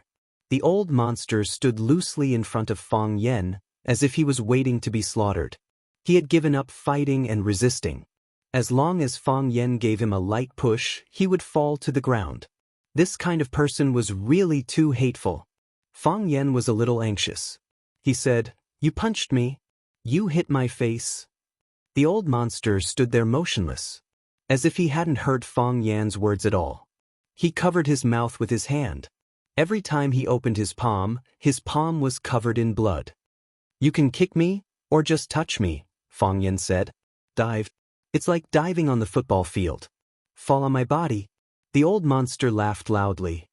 He pointed at Fang Yan and laughed so hard that his tears and snot were coming out. Stupid. He pointed at Wen Yan and roared, really stupid. Fang Yan nodded and said, you can scold me, but scold me a bit harder. You said I was ugly. What? Because I don't have the ability to fight? Because you think I'm useless, so you can't do anything? Because of chivalry? Because of the martial art moral teachings? Idiot. There's no shortage of idiots like you in the family or sect. People like you, if you walk out, will be swallowed by others until not even your bones are left. The winner is king and the loser is a bandit. You can't even bear to kill an assassin. What if you meet other opponents in the future? What if your family and friends want to kill you? This was a dog-eat-dog world, a place where anything could happen. Fang Yan, you're too naive. That's not what I mean. Fang Yan retorted angrily. These assassins are really hateful. Not only did he want to kill you several times, but he also insulted you after you knocked him down. The old monster patted his chest and shouted with a bloody face, come, Fang Yan, come, kill me and you'll fulfill your promise. Kill me and you'll avenge that child. Come on, hit here.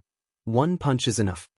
Fang Yan looked at the old monster with a serious expression and asked, do you want to die? I don't want to.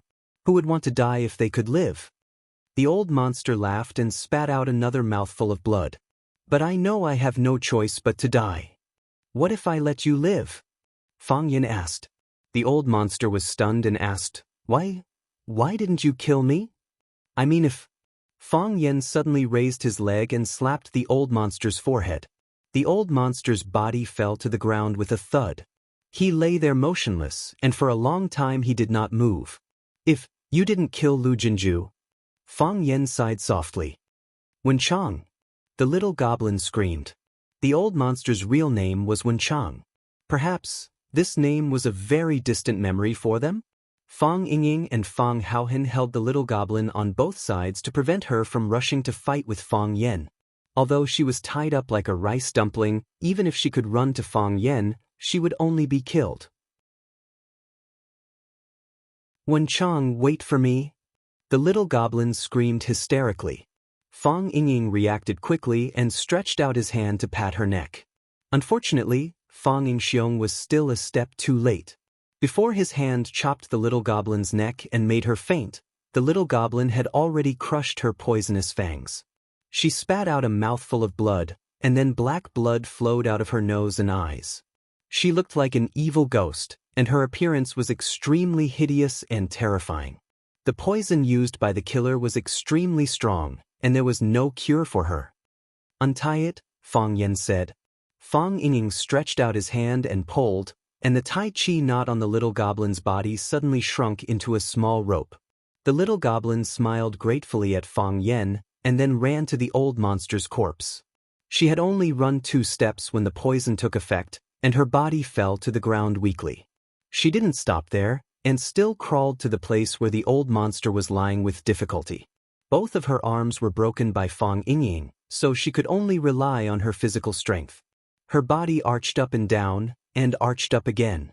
She kicked her legs forward with all her might, like a sick pig that didn't know fatigue. When her body fell again, she lifted her head once more.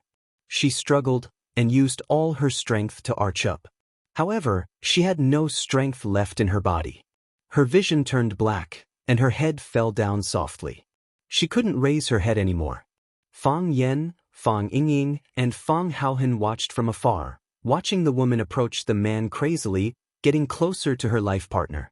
Because a celebrity got divorced, because a celebrity cheated, countless people said that they didn't believe in love anymore.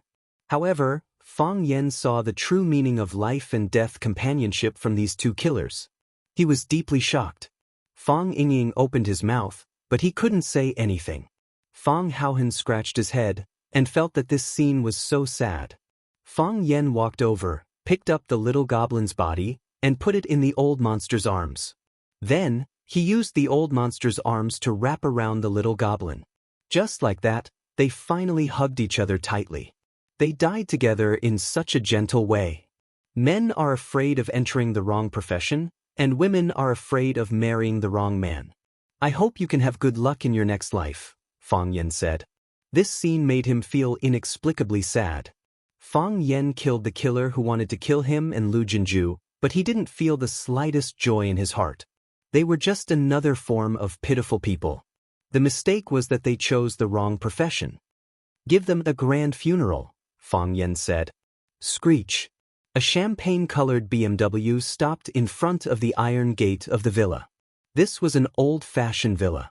It didn't have an electronic gate, and it still used a black iron gate with a sharp point. The courtyard wall was also tall, and the top of the wall was covered with unknown green plants. Dense green moss grew in the damp corners of the outer wall. Everyone lived in peace. The courtyard wall was much higher than a person, so it was impossible to see the situation inside the villa from the outside. Lu Chaoga sat in the driver's seat and looked at the embroidery on the iron gate. She didn't intend to get out of the car immediately. The wound on her face was carefully cared for by Fang Yen. She applied the golden chrysalis skin-nourishing powder every day, and there were almost no scars left. Her injured ankle and sprained waist had also recovered. She wore an exquisite suit, and her slender and fair neck was tied with a new Hermes silk scarf. She had regained the demeanor of an ice queen. She inadvertently looked up and saw a pair of gloomy eyes behind the curtain of the room on the 2nd floor. Clang. Lu Chaoga finally opened the door and walked out. She stood in front of the iron gate and gently knocked on the lock of the gate. Soon, an old woman with small feet ran over and opened the iron gate. The old woman just smiled foolishly at Lu Chaoga and didn't speak. She was mute. Lu Chaoga walked into the living room and then walked up to the 2nd floor. At the door of a brown wooden door, she gently knocked on the room door and then pushed the door open without waiting for the person inside to respond. She knew that she wouldn't respond. Bang! The room door closed again. The huge study filled with the fragrance of paper and the moldy furniture that had not been opened for a long time became dark again. The woman stood by the window, but the curtains were drawn tightly. She only needed to reach out and pull, and she would be able to welcome the world of sunshine outside. However, she clearly didn't plan to do so. "You don't want to come in?" the woman asked in a sharp voice. It was like a knife ruthlessly stabbing into the heart. "I'm sitting in the car thinking about something," Lu Chaoga said. "I know what you're thinking," the woman said. "Lu Chaoga, do you think you've already won? Do you think you've already won? Do you think this matter can be settled just like that? Isn't that right? Isn't that what you think?" "I don't," Lu Chaoga said. "It's all an act. They're acting to you. Don't you understand? You've watched them act for more than 10 years. Can't you tell the real from the fake? Don't you feel disgusted watching this?" The woman said mockingly, "Do you really think you've gotten 49% of the shares? Do you think you've already become the second largest shareholder of Longtime Group? Do you think you've already amassed billions of assets and that you won't be able to finish spending it even if you lie down for the rest of your life? I've never thought about this." Before they gave you the shares, they had already signed a share expansion plan. They sold a large part of the company's shares to Jiang Zhuliu's shell company, and what they got back was just some negligible checks.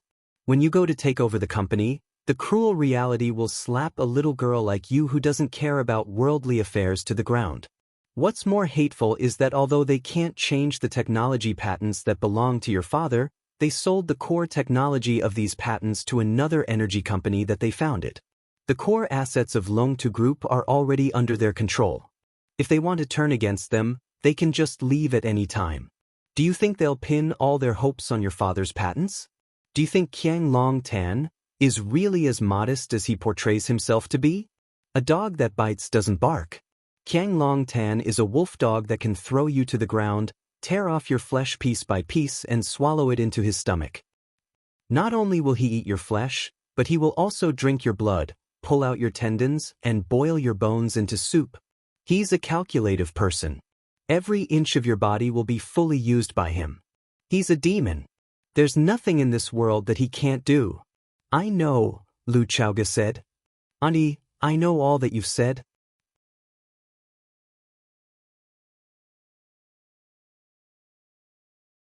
Chapter 175. "Do you know?" The woman's voice suddenly rose. It was sharp and hoarse, like the sound of a sharp object cutting through gauze. "You know everything. Why are you hesitating? He wants to eat your flesh, so you have to eat his flesh. He wants to drink your blood, so you have to drink his blood.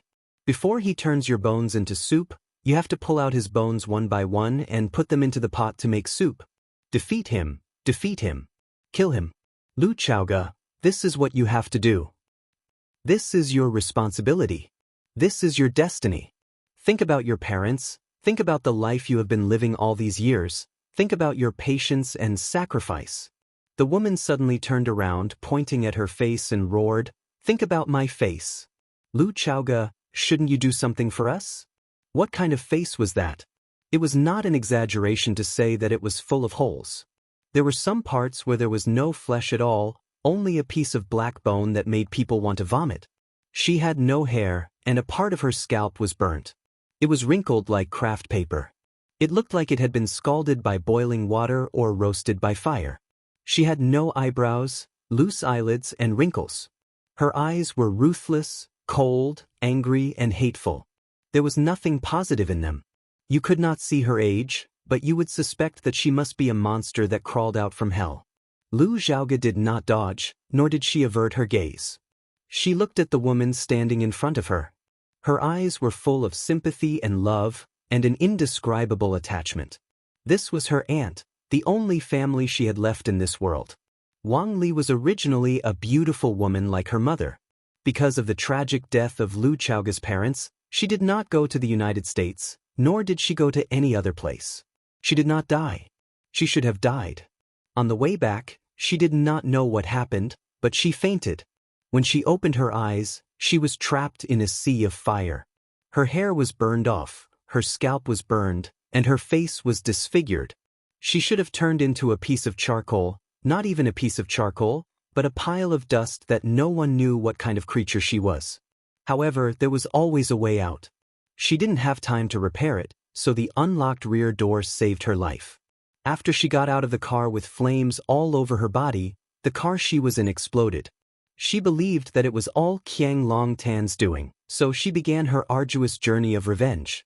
She escaped alone and did not contact Lu Chaoge, who had been adopted by Qiang Longtan. She was accumulating her strength and waiting for an opportunity. Under her manipulation from behind the scenes, they finally won the first victory. "I haven't forgotten. How could I forget?"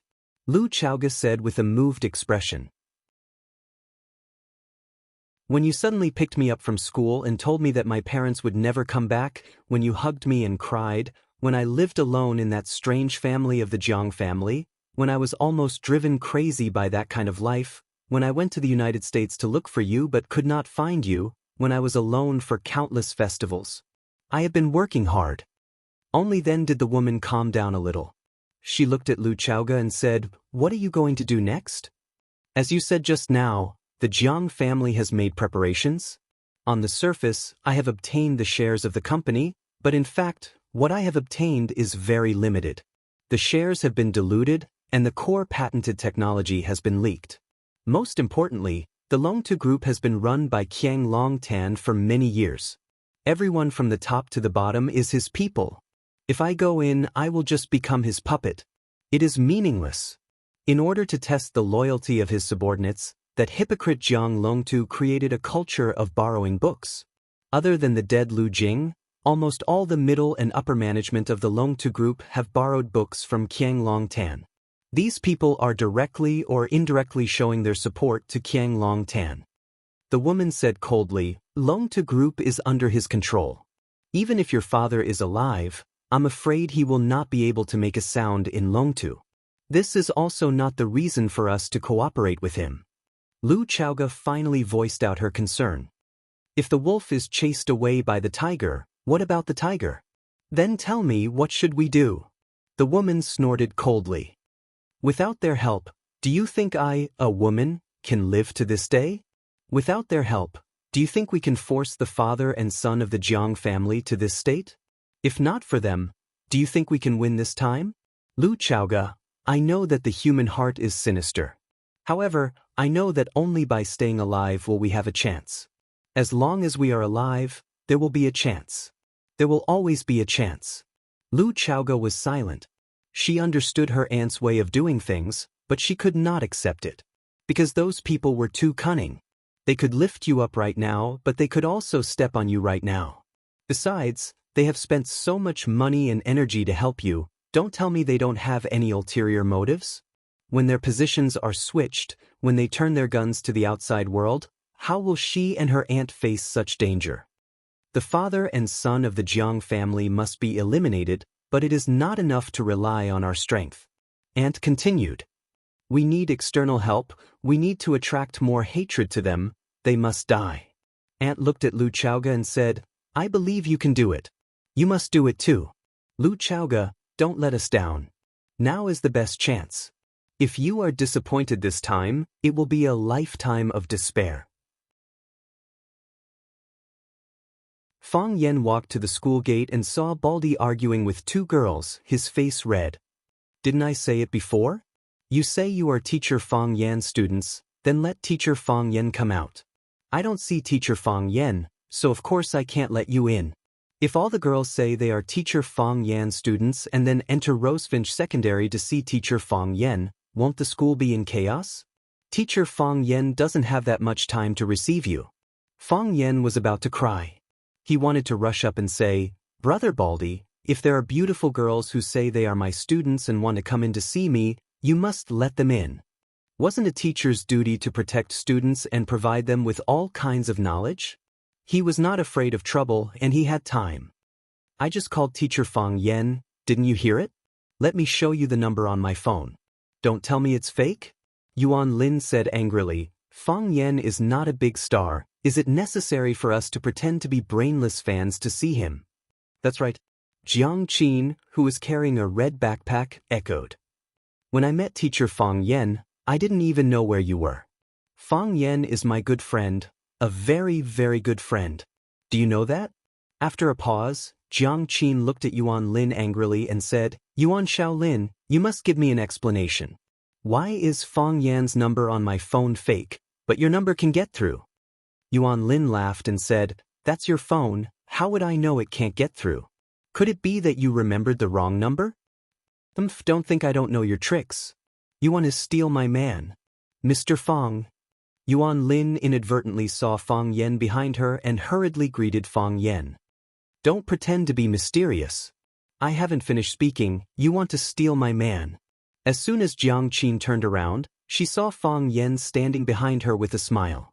Her cheeks quickly turned red, and she immediately said, Sister will give it to you immediately. I won't steal those stinky men with you.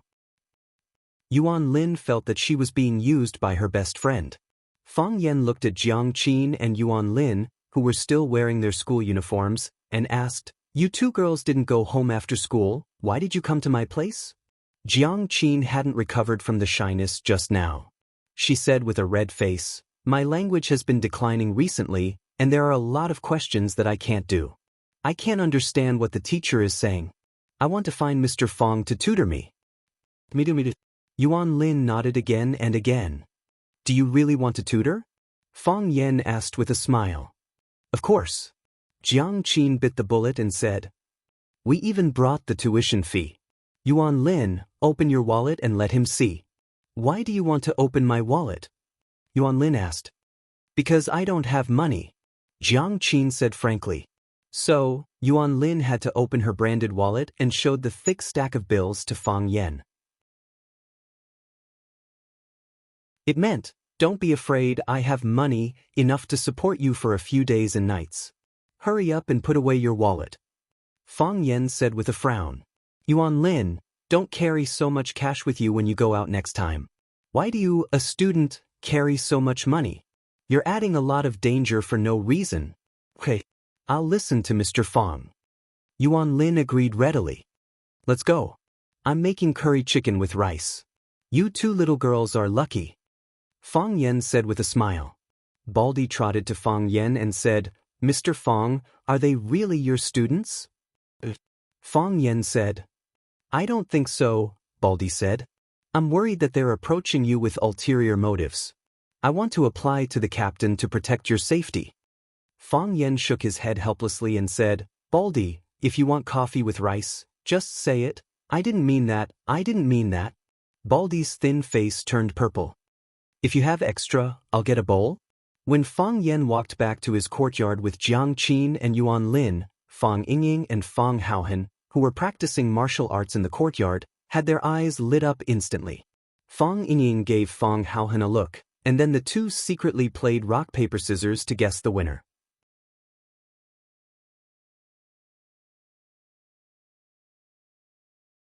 Chapter 176. Fang Haohan used scissors, and Fang Yingying used rock. Rock smashed scissors, and Fang Yingying won this round of the competition and had the priority to choose the beauties.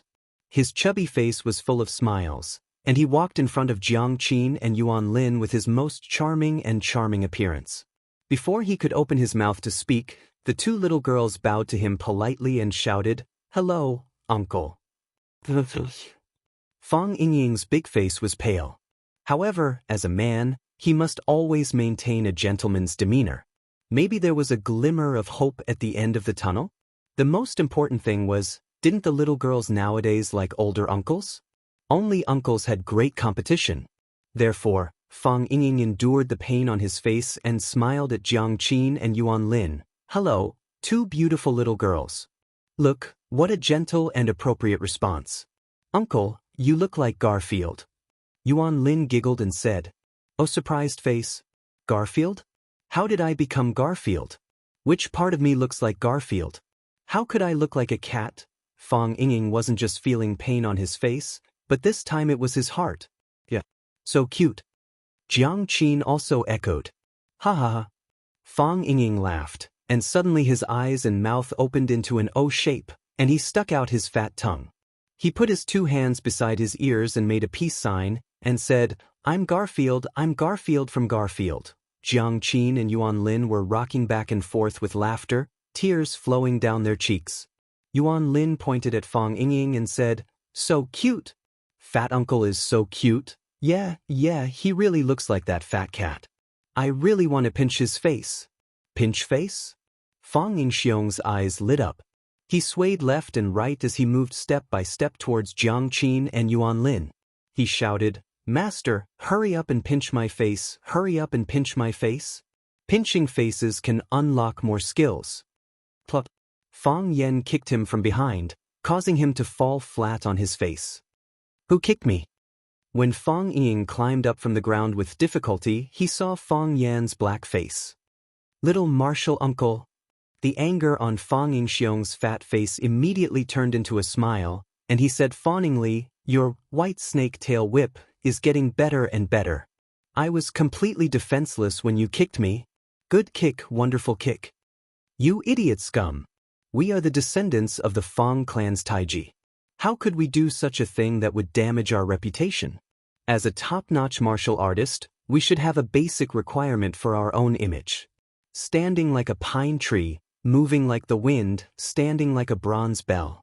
Fang Yingying, tell me, which one did you do? Are you worthy of the name of a hero?"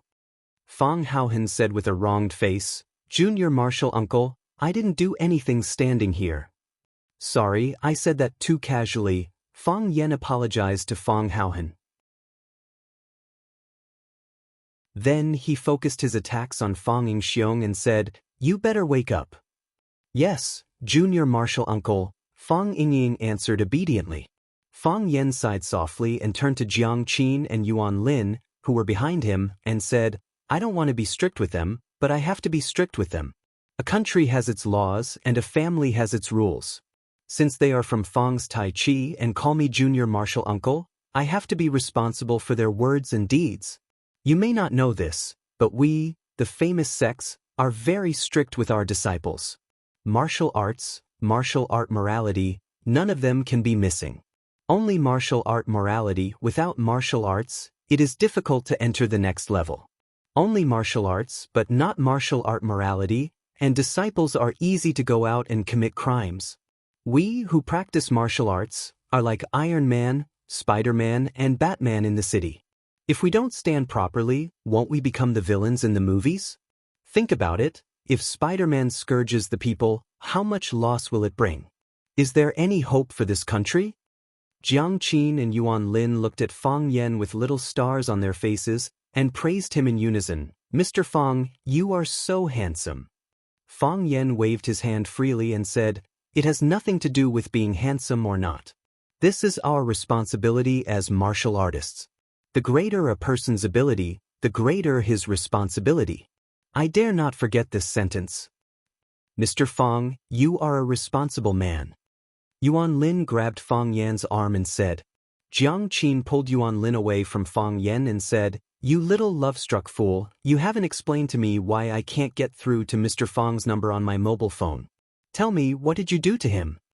Jiang Qin replaced Yuan Lin's position, grabbed Fang Yan's arm and said, "Mr. Fang, Yuan Xiaolin is too bad. She actually changed your number on my mobile phone, so I can't get through to you. You should teach her a lesson." Fang Yingying and Fang Haohen looked at each other, and both of them had deep helplessness and sadness in their hearts. Was this really a cruel world that only looked at appearances? "I still think Renjin is good-looking," Fang Haohen said. "I don't like these girls." Fang Yingying nodded and said, "Too thin." After thinking about it, Fang Yingying asked, "Is Junior Martial Uncle Iron Man, Spider-Man, or Batman?" "He is Superman." "Why?" "They all like to tie their underwear to their chest, but in fact, they don't wear underwear at all." Fang Yingying patted Fang Haohen's shoulder and said with deep sympathy, "No underwear means no bottom line." Baldy came over and patted Fang Yingying's shoulder, and then patted Fang Haohen's shoulder without saying anything. Everything was understood without words. Fang Yingying took Jiang Qin and Yuan Lin into the house. Zhang Chen, a big man wearing a scarf, was busy in the kitchen. When he saw Fang Yen coming in, he said with a simple and honest smile, "Master, curry chicken will be ready in a while. You sit with the guests for a while." Fang Yan seriously corrected Zhang Chen's way of addressing him and said, "Zhang Chen, how many times have I said that we are brothers? My kung fu is better than yours, and my cultivation is higher than yours, but this is not the reason why I can be your master. Master, I will definitely make you accept me as your disciple," Zhang Chen said with a determined face. "Whether it's 1 year or 2 years, 10 years or 20 years. Fang Yan shook his head and said to Jiang Qin and Yuan Lin, "There are too many troublesome guys who want to learn martial arts from me. If I agree to every one of them, how can I do my favorite job of teaching and educating people? Reading books, writing and reading poems, how romantic is that? What's the point of fighting and killing? I'm a person who advocates peace. I hate war." Fang Yingying covered his butt, not daring to say anything. The messenger of peace had just been kicked by him. "Yes, yes." Jiang Qin held Fang Yan's arm and nodded repeatedly. "Mr. Fang still needs to tutor me in Chinese." "Exactly. Teacher Fang is a knowledgeable, refined, and gentle man. How could he be a hooligan who only knows how to fight and kill?" Yuan Lin, the little tail, also praised. "But Mr. Fang's fighting posture is also very handsome." "Really?" Fang Yan's face lit up, but soon he said with a serious face, "Learning martial arts is to strengthen the body and protect the country. If a martial artist wants to use martial arts to act cool in the modern city, then I can conclude that this martial artist will not have any achievements. I often tell my juniors this." "Fang Ying, Fang Haohan, do I often teach you this?" Fang Yingying and Fang Haohan didn't know how to express their feelings at this time. They had always thought that they could finish their apprenticeship, but the longer they interacted with their uncle master, the more they felt that he was an existence that they could only look up to. It was not enough to rely on hard work. Shamelessness was something that required talent. After a pause, Fang Yan said to Zhang Chen, who was standing on the side, "I'll teach you some moves after dinner." "Thank you, master." Zhang Chen was overjoyed. Fang Yan agreed to teach him moves, which was equivalent to giving him guidance in disguise. Fang Yan waved his hand and said, "Make the chicken well. Make the chicken well." "Yes, master." Zhang Chen held back his laughter and turned to concentrate on making coffee chicken. Fang Yan sat down on the sofa in the living room and said, "Didn't you two want to ask me some language questions? Before dinner is ready, take out your textbooks. If there's anything you don't understand, I'll explain it to you." Fang Yan was a language teacher, and Jiang Qin and Yuan Lin were both students. He really wanted to help them improve their language scores. The midterm exam for junior high school was coming soon. If he could help them solve a few difficult problems and improve their scores in the exam, then Fang Yan felt that their trip was not in vain. "Do you really want to teach?" Jiang Qin said with a bitter face. "Yeah. Why don't we learn after dinner?" Yuan Lin also refused to learn. "We'll learn now," Fang Yan said with a serious expression. "You're students, and the primary goal of a student is to learn. Don't think about other messy things." Jiang Qin and Yuan Lin looked at each other, feeling a little down. Mr. Fang's words had a hidden meaning. "Take out your language textbooks," Fang Yan said. The two girls unwillingly took down their school bags and rummaged through them. 1 second, 2 seconds, 1 minute, 2 minutes. What was even more strange was that the two girls' delicate skin blushed and there were fine beads of sweat on their foreheads. Fang Yan looked at Jiang Qin and Yuan Lin, who were almost putting their heads into their school bags, and asked, "What are you two doing? Is it so hard to find a textbook? Is your school bag a bottomless pit?" "Mr. Fang," Jiang Qin's little face was about to cry. "I forgot to bring my language textbook." "Me too." Yuan Lin's little face was also red. "I clearly put my language textbook in my school bag after school. How did it disappear?"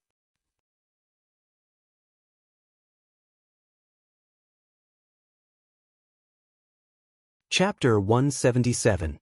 Jiang Qin and Yuan Lin lowered their heads and blushed as they stood in front of Fang Yan, like two children who had done something wrong. Fang Yan looked at them thoughtfully and didn't speak for a long time. Fang Yan didn't speak, and the atmosphere became more and more awkward.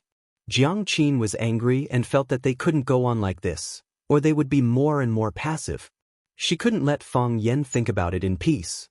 If he figured out their intentions for coming here, how embarrassing would that be? So, Jiang Qin raised her head and pretended to stare at Fang Yan fiercely and said, "What?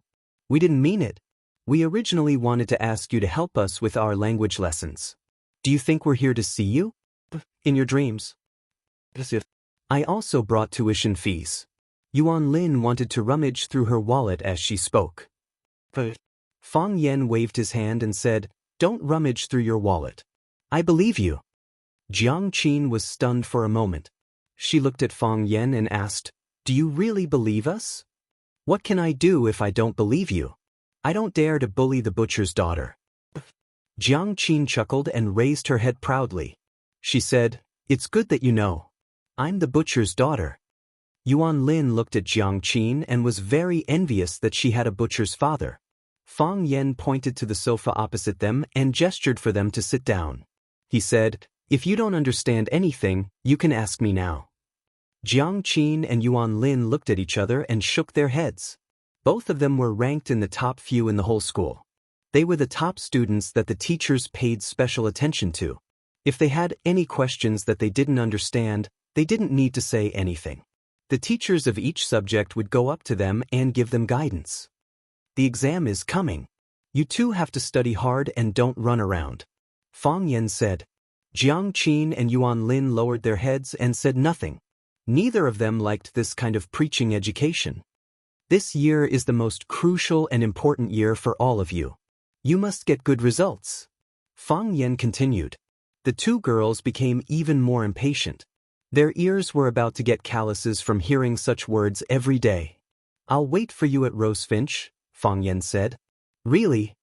Jiang Qin and Yuan Lin exclaimed in surprise. "Really?" Fang Yan nodded. He knew what these two little girls were thinking. This was a stage that everyone had to go through in life.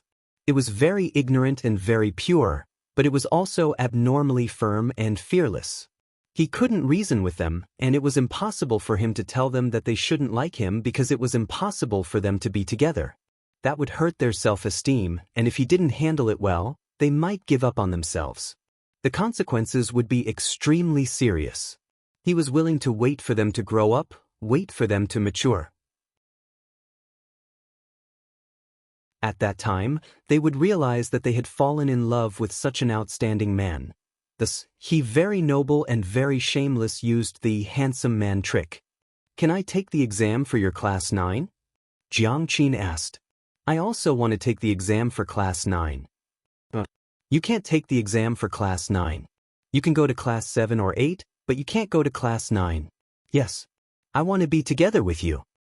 "I don't want to be with you. Who told you to change my phone number? At worst, I won't change it in the future."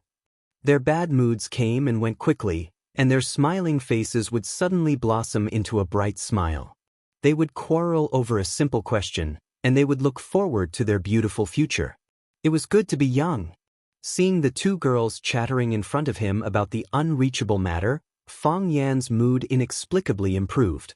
No wonder everyone liked little Loli, because every frown and smile of theirs were very cute.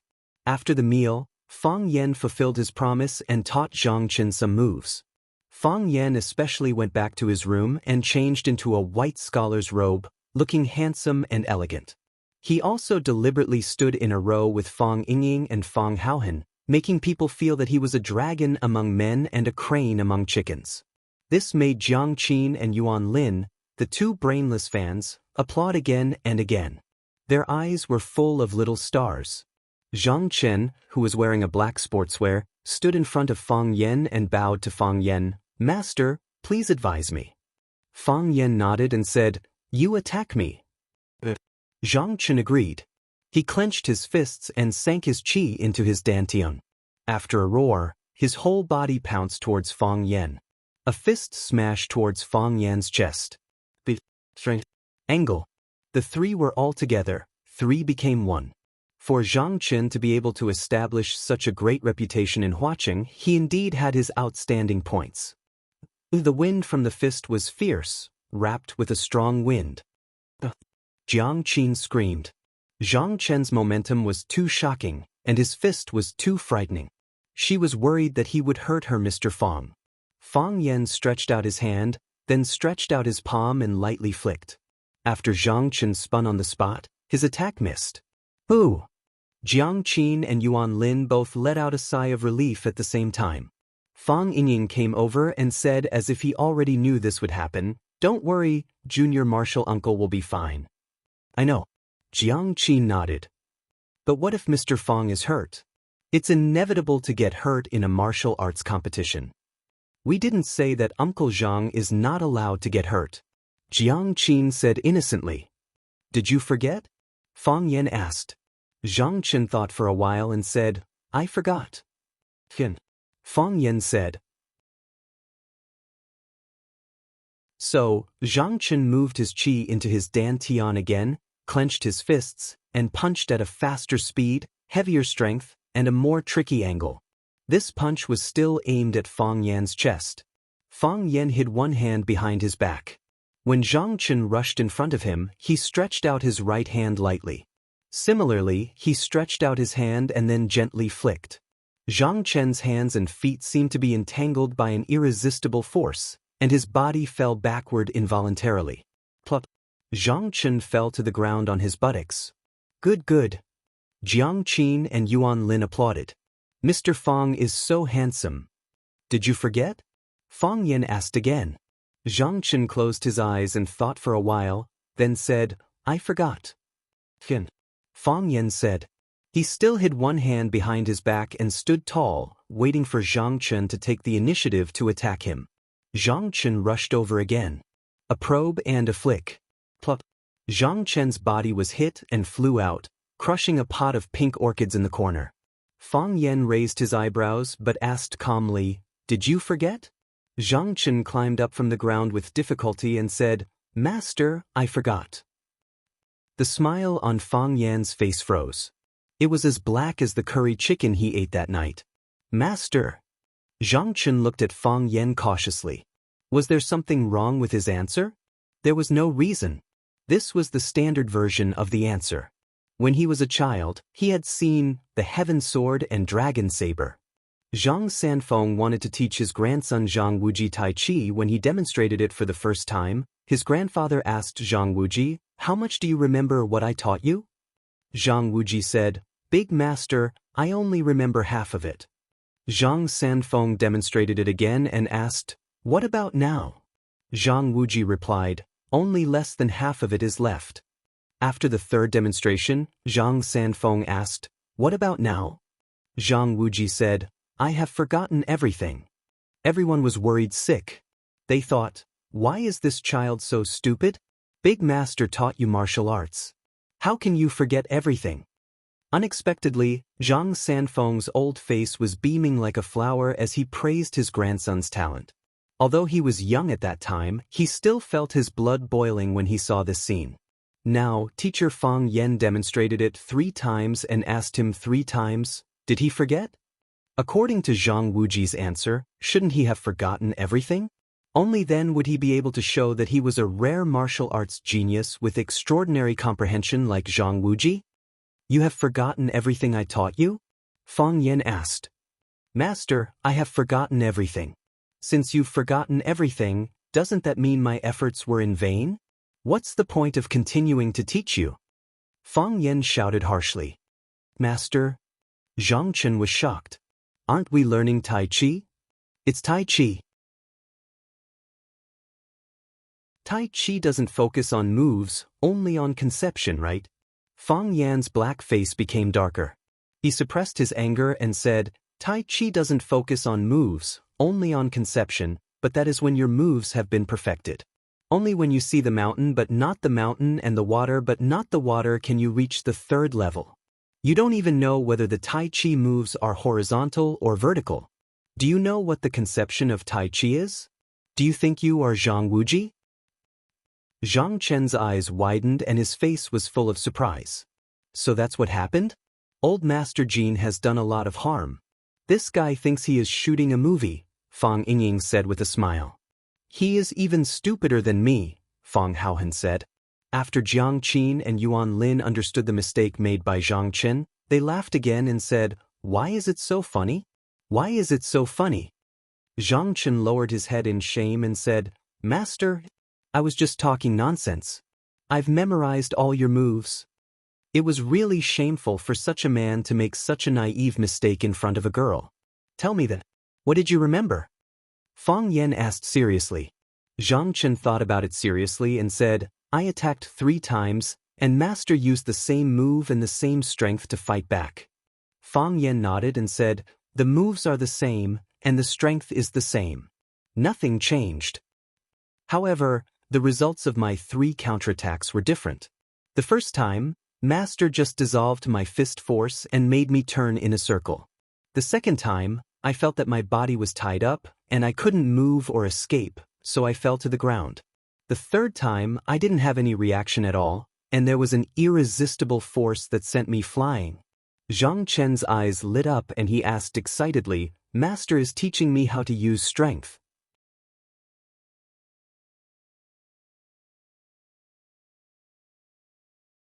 Chapter 178. The boy was worth teaching. Fang Yan had seen Zhang Chen and Fang Yingying sparring with Fang Haohan a few times, but he had never made any comments on Zhang Chen's kung fu. Only after he had a certain understanding of Zhang Chen did he offer to feed him moves. Although Fang Yan had never thought of taking Zhang Chen as his disciple, he absolutely did not want the person he sincerely wanted to help to be a brute who only had brute force. If he was really just a brute, Fang Yan would not make any changes to his moves and the way he exerted his strength. It was better to let him be brute for a lifetime than to let him be brute for a while. Maybe he could really walk a different path. Huaxia's 7 addicts, which one of them did not become the best in their field because of their extreme foolishness? Zhang Chen could see the true meaning of Fang Yan's feeding, which was barely a pass. "Good guess." Fang Yan nodded and said. He pointed at Zhang Chen's arms and chest and said, "Your whole body is full of strength, but there is no place for you to exert your strength. It's like writing with a brush. The ink must be evenly used, the thickness must be appropriate, and the density must be well proportioned. Only in this way can you become a master of a generation. Have you seen any calligrapher whose strokes are of the same thickness?" Zhang Chen shook his head. "Tai Chi is about using softness to overcome hardness, but if hardness reaches the extreme, it is also Tai Chi. Yin and Yang are 2 extremes, and you occupy both extremes of Yang," Fang Yan said. "You are not a flexible person, and this has something to do with your own character. So what you need to do now is to continue to polish your strength." "Still practice strength?" Zhang Chen did not understand. With a flick of his foot, a green brick landed in Fang Yan's palm. He slapped it with his palm, and the blue brick immediately turned into powder. "Wow!" Jiang Qin and Yuan Lin exclaimed again. "Mr. Fang is too handsome, too handsome." Fang Yingying smiled and said, "I can do it too. Mr. Fang is so awesome. He gives people a sense of security." Fang Yingying touched his face and felt the cruelty of life even more clearly. This world belongs to handsome men. Fang Yan clapped his hands, and the ashes fell to the ground. Fang Yan flicked his toes and another brick landed in his hand. He gathered his strength and made his move. His palm lightly pressed forward. The blue brick was still the same blue brick from before, and it didn't look any different from before. "Stretch out your hand," Fang Yan said. Zhang Chen stretched out his hand, and Fang Yan placed the blue brick in Zhang Chen's palm. Zhang Chen clenched his fist tightly, and the green brick turned into powder and slipped through the gaps between his fingers. "Do you understand?" Fang Yan asked. "Understood." Zhang Chen nodded. In the world of martial arts, only speed is unbeatable. In the world of martial arts, strength is unbeatable. Whether it's speed or strength, it can make you invincible. Of course, you're now at the bottleneck of increasing your strength, so think about how I knocked you down in 3 moves. Once you understand, your bottleneck will naturally be solved. Zhang Chen was the 3-time boxing champion of Huaqing. It wasn't difficult for him to break a brick or a walnut. However, he couldn't lift something heavy as if it were light, and he couldn't lift something light as if it were heavy. In the end, boxing was still boxing. Compared to Fang Yan, who knew the inner force mantra, there was a huge gap.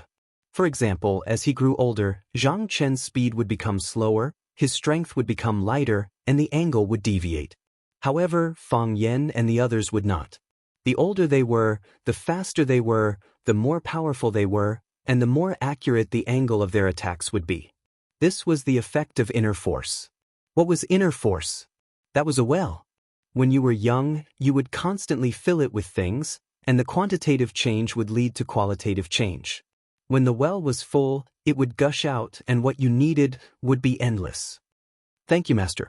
Zhang Chen grabbed a handful of brick dust and said with a serious expression. Fang Yan waved his hand and said, "Didn't I say it before? We're brothers, so don't call me Master." Fang Yan turned to look at Jiang Qin and Yuan Lin and said, "Let's go. I'll send you to the bus station. You have to go back too." The two girls looked unhappy, but they knew they couldn't stay here for the night. They carried their backpacks and walked out of the school with Fang Yan. After Fang Yan walked away, Baldy walked to the ground and picked up a brick. He shouted, "Break." The brick was intact. There wasn't even a crack, let alone break. Baldy wasn't convinced. He held the brick with both hands and shouted, "Break." The brick was still the same brick. Of course, it wouldn't break just because he shouted. Baldy was shocked. He looked at Fang Yingying and Fang Haohan and asked, "Is this brick real?" Fang Yingying sneered and said, "Do you think it's a prop brick?" Baldy laughed and said, "I thought Mr. Fang deliberately used this to coax young girls. I did it when I was young." Seeing Fang Yingying and Fang Haohan's murderous eyes, Baldy said quickly, "I have to go on duty too. I'm busy." He waved his hand randomly and escaped from this frightening courtyard. Fang Yan walked in front, and Jiang Qin and Yuan Lin followed reluctantly. "Mr. Fang, can I still come to see you?" Jiang Qin asked. "Yes," Fang Yan said. "Then I'll come tomorrow?" "You can't come tomorrow," Fang Yan said. "You can't come before the midterm exam." "Mr. Fang," Jiang Qin said anxiously. "Then I'll bring the language textbooks tomorrow." "We'll come tomorrow and bring the language textbooks," Yuan Lin said.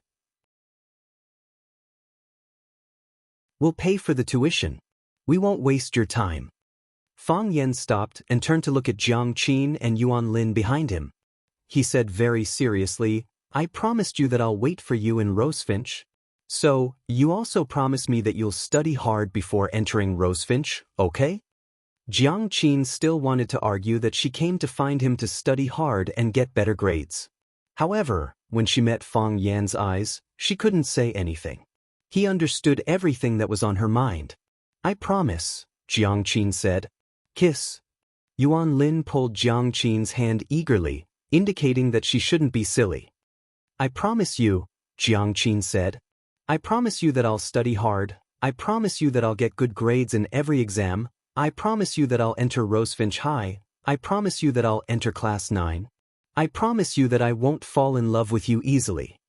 "Okay," Fang Yan said with a smile. After getting Jiang Qin's confirmation, Fang Yan felt as if a heavy burden had been lifted off his shoulders. Jiang Qin stared at Fang Yan with a burning gaze and said, "But, before I get into Rosefinch, before I enter Class 9, before I grow up and become an adult, can you wait for me and give me a chance to fall in love with you?" The smile on Fang Yan's face instantly froze. "You promise?" Jiang Qin asked eagerly. Fang Yan waved his hand and said, "It's late, go back." Without waiting for Jiang Qin and Yuan Lin to respond, he had already turned around and left. Jiang Qin wiped her tears and looked at Yuan Lin and asked, "Am I too useless?" The bet between Fang Yan and Zhang Yu was known by everyone. Even some of the school's higher-ups knew about the bet between the two. In the anticipation of countless people, the midterm exam of Rosefinch Secondary finally arrived. The students of Class 1 and Class 9 were all full of energy, wholeheartedly thinking of defeating their opponents in this exam. Class 1 wanted to prove to the teachers and students of the school that Class 1 was Class 1 and that the class of kings could not be ignored. The students of Class 9 also wanted to prove that their learning ability was not worse than others, that their IQ was not lower than others, and that Class 9 could also be number 1. The midterm exam was the school's big exam. The grades of all the students in the school had to be ranked, and even the report cards had to be mailed to the parents of each student. This was the test of half a semester, And also an important conclusion. For this exam, all the teachers and students in the school were mobilized. The students were divided into different classes, and the invigilator also made careful arrangements. For example, the first-year math teacher would invigilate the third-year language exam, and the third-year English teacher would invigilate the first-year math exam. It was absolutely impossible for the teacher of the class to invigilate the students of the class. Fang Yen stood on the podium of the classroom, looking at the students below the stage for the final general mobilization and said, "I have already written a letter of apology." Wow! The whole audience was in an uproar. "Mr. Fang, do you not trust us that much?" "Mr. Fang, we can definitely beat Class 1. "Teacher, don't be like this, okay? We are full of confidence." The students reacted very fiercely, as if they had been greatly insulted. Fang Yen waved his hand, motioning for everyone to quiet down, and said, "I will first read a paragraph for everyone. Everyone listen to what I have written." Fang Yen cleared his throat and said, "I fear the starry sky, because it is endless, and makes people realize their own insignificance. I cherish morality, because it makes people realize their own shortcomings and re-establish their own beliefs. I respect my opponent, because he defeated me with great strength, woke me up, and let me taste the taste of defeat and tears of humiliation. I've fantasized countless times that I'm on the winning side. Even in my dreams, I still hope so. How can I lose? I'm so strong. How can I lose? My journey is the galaxy and the distance. Yes, I am very strong. But my opponent is even stronger. My journey is the galaxy and the distance, but my opponent's journey is a place that I can't see. My opponent is handsome, wise, gentle, and kind. He respects the school leaders, unites with fellow teachers, cares for every student, and truly treats every student as his own child." The students' faces were red, and their breathing was rapid. Chuanjiashe clenched his fists, wishing he could rush up and tear the letter of apology into pieces. "Mr. Fang, how could he write such a letter of apology?" Fang Yen glanced at the students below the stage and said, "Oh, I forgot to tell you, this letter of apology is written by me to teacher Zhang Yu."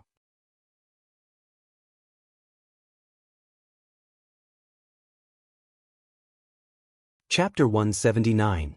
In the examination room, the students were all engrossed in answering their papers. Only the slight breathing and the rustling sound of the pen tip sliding on the paper could be heard. Fang Yen and a language teacher named Li Xiaowei were invigilating the second-year mathematics exam at the same time. Li Xiaowei walked around the examination room. Her small eyes behind the thick glasses were extremely sharp. She took in every student's every move. She was a very responsible invigilator.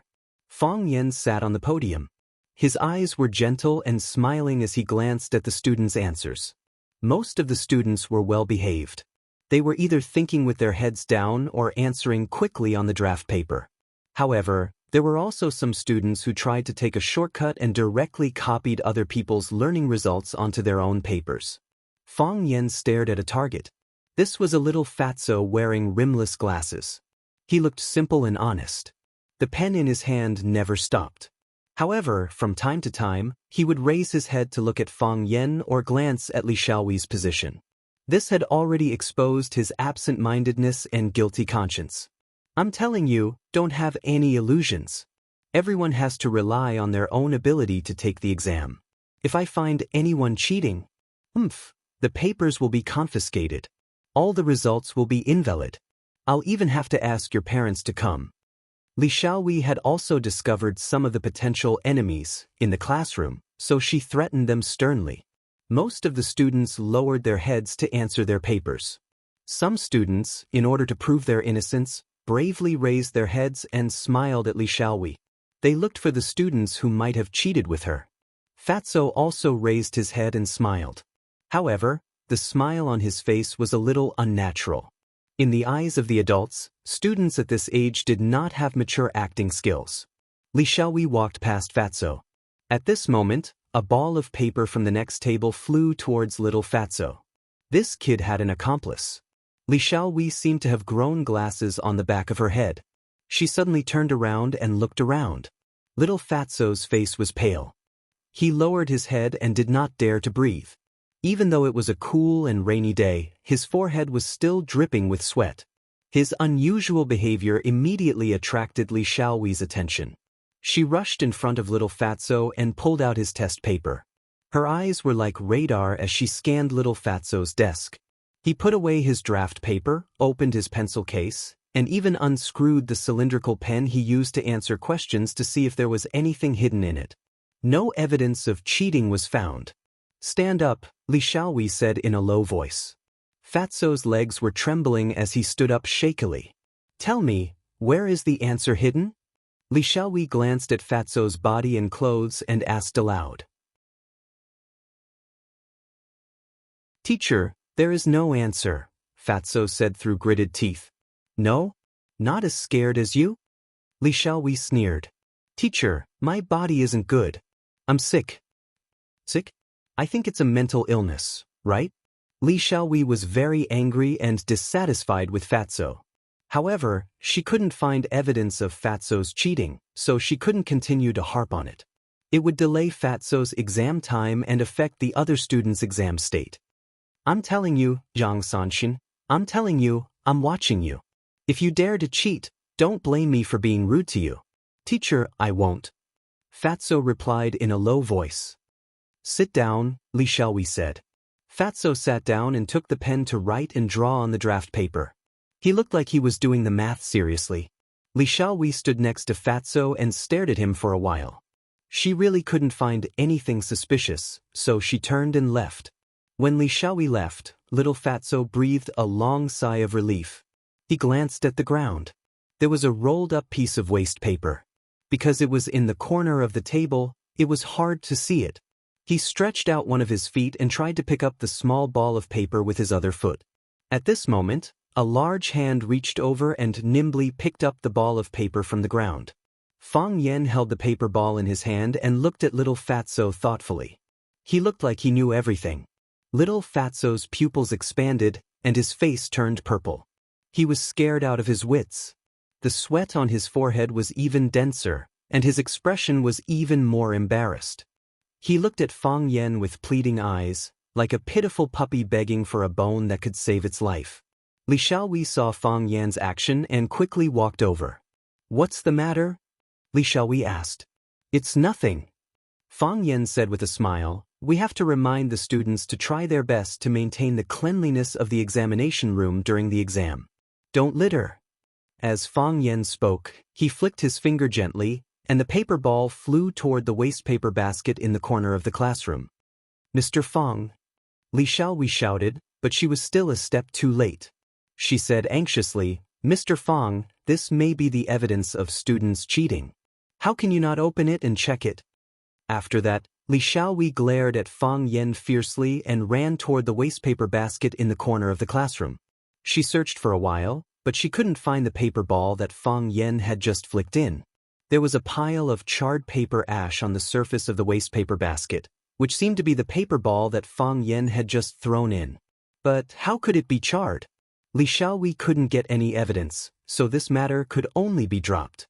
Fang Yan looked at Fatso and said, "Do your best in the exam." After that, he turned around and walked toward the podium again.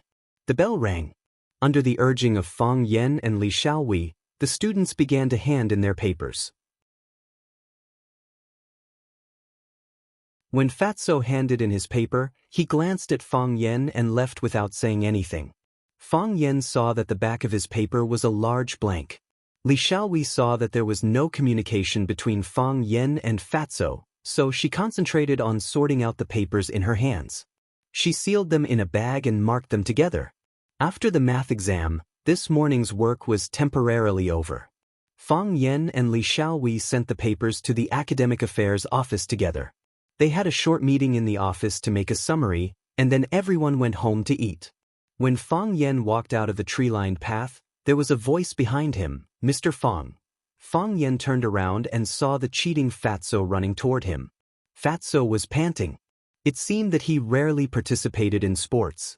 He stood in front of Fang Yan and said gratefully, "Mr. Fang, thank you. If it weren't for you, I would be finished today." "Why?" Fang Yan asked sternly.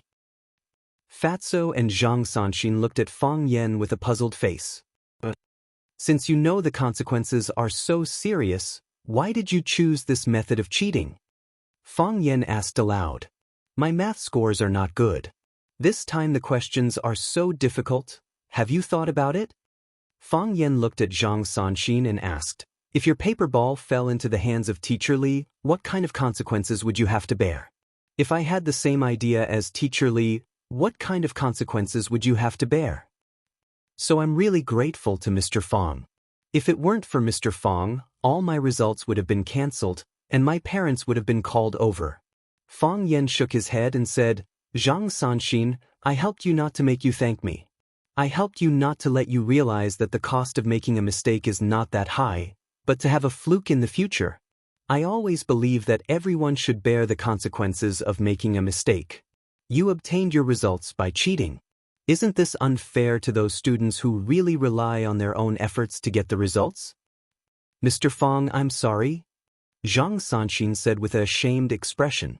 You can borrow money, but don't think you can borrow other people's knowledge. Knowledge is always in the hands of the real owner. Others can't borrow it or take it away. Even if you get it temporarily, it may be taken away at any time. You even have to pay a heavy price for it. Fang Yan looked at Zhang Sanxin and said, as a teacher, compared to your previous cheating behavior, I prefer the blank paper you handed in later. You may not have good results, but you proved that you are very honest. Honesty is also a very important advantage, even more important than getting good grades. Fang Yan patted Zhang Sanxin's shoulder and said, take care. After that, Fang Yan turned and left. Zhang Sanxin stood in the same place and looked at Fang Yan's departing figure. There was something in his eyes that he didn't have before. Mr. Fang, thank you. Zhang Sanxin murmured.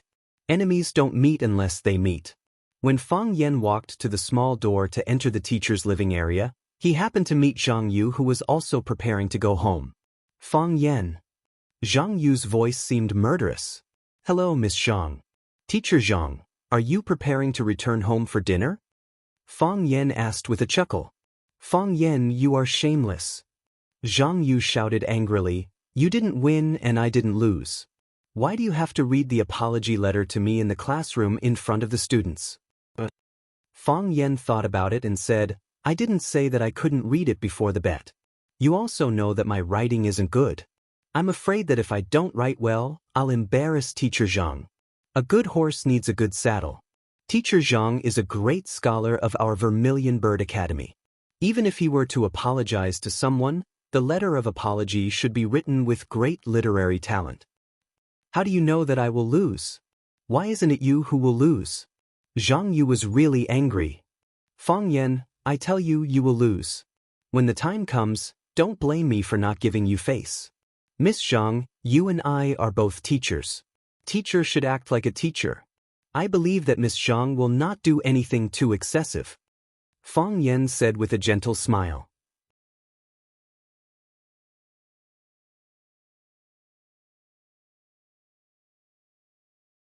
Chapter 180. The rain is drifting, just like our damp and flying mood at this moment.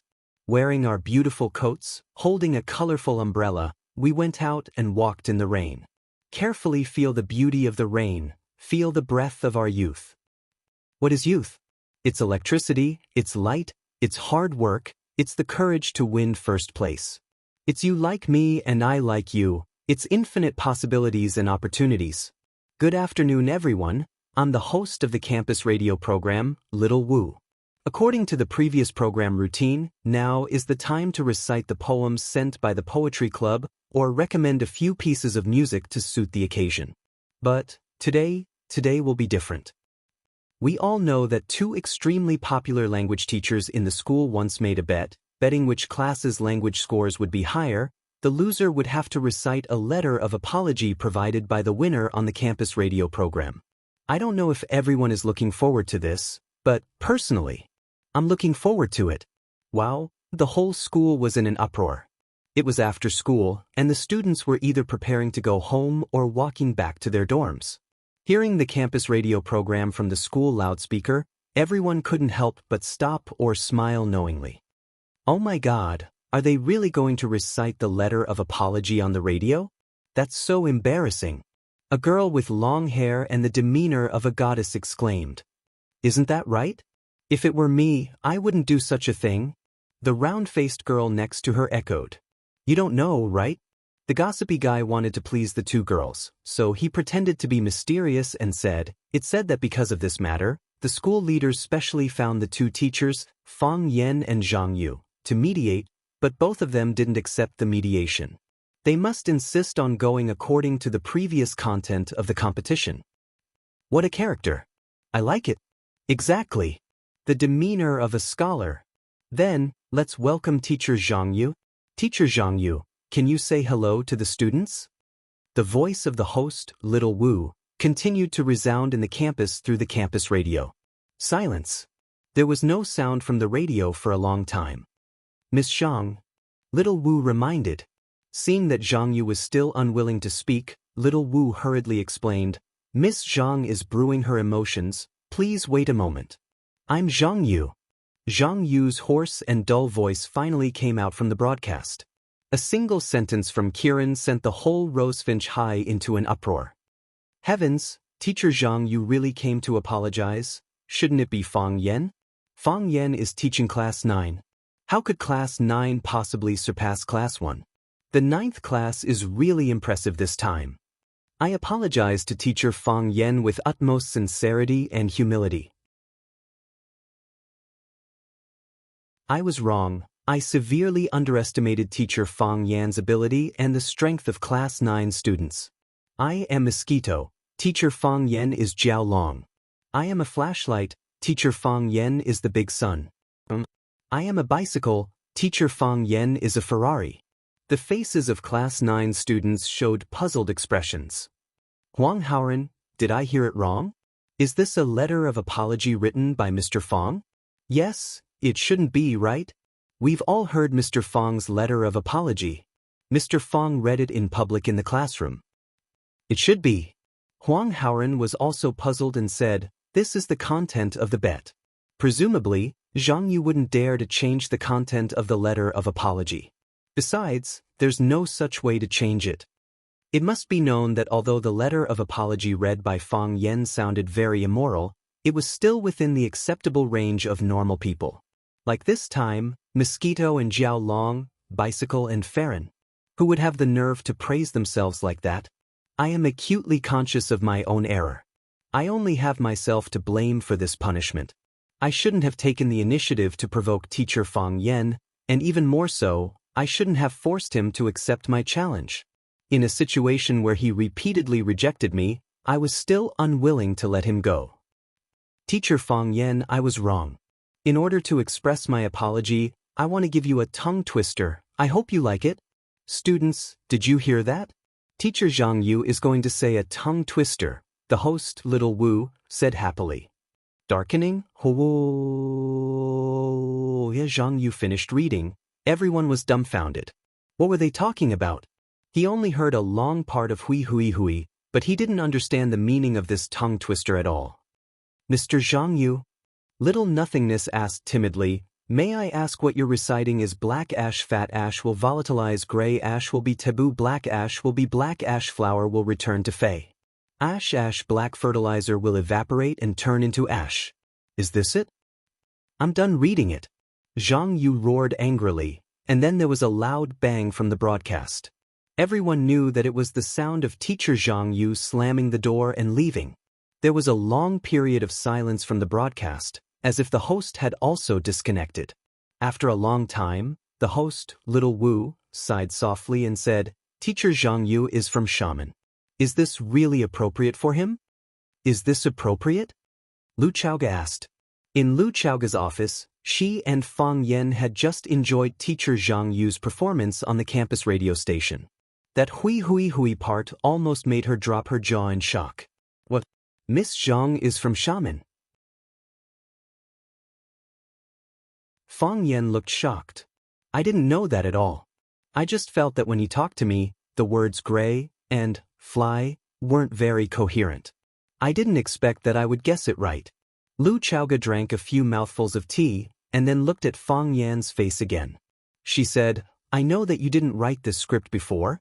Your apology letter has been read in class, and I have the original text here. As Lu Chaoga spoke, she took out a piece of paper from the folder and handed it over. Fang Yan took the paper and looked at it. It was the hipster version of the apology letter that he had read in class. I fear the starry sky because it is so deep that it makes people feel small. I changed it, Fang Yan said. Why did you change it?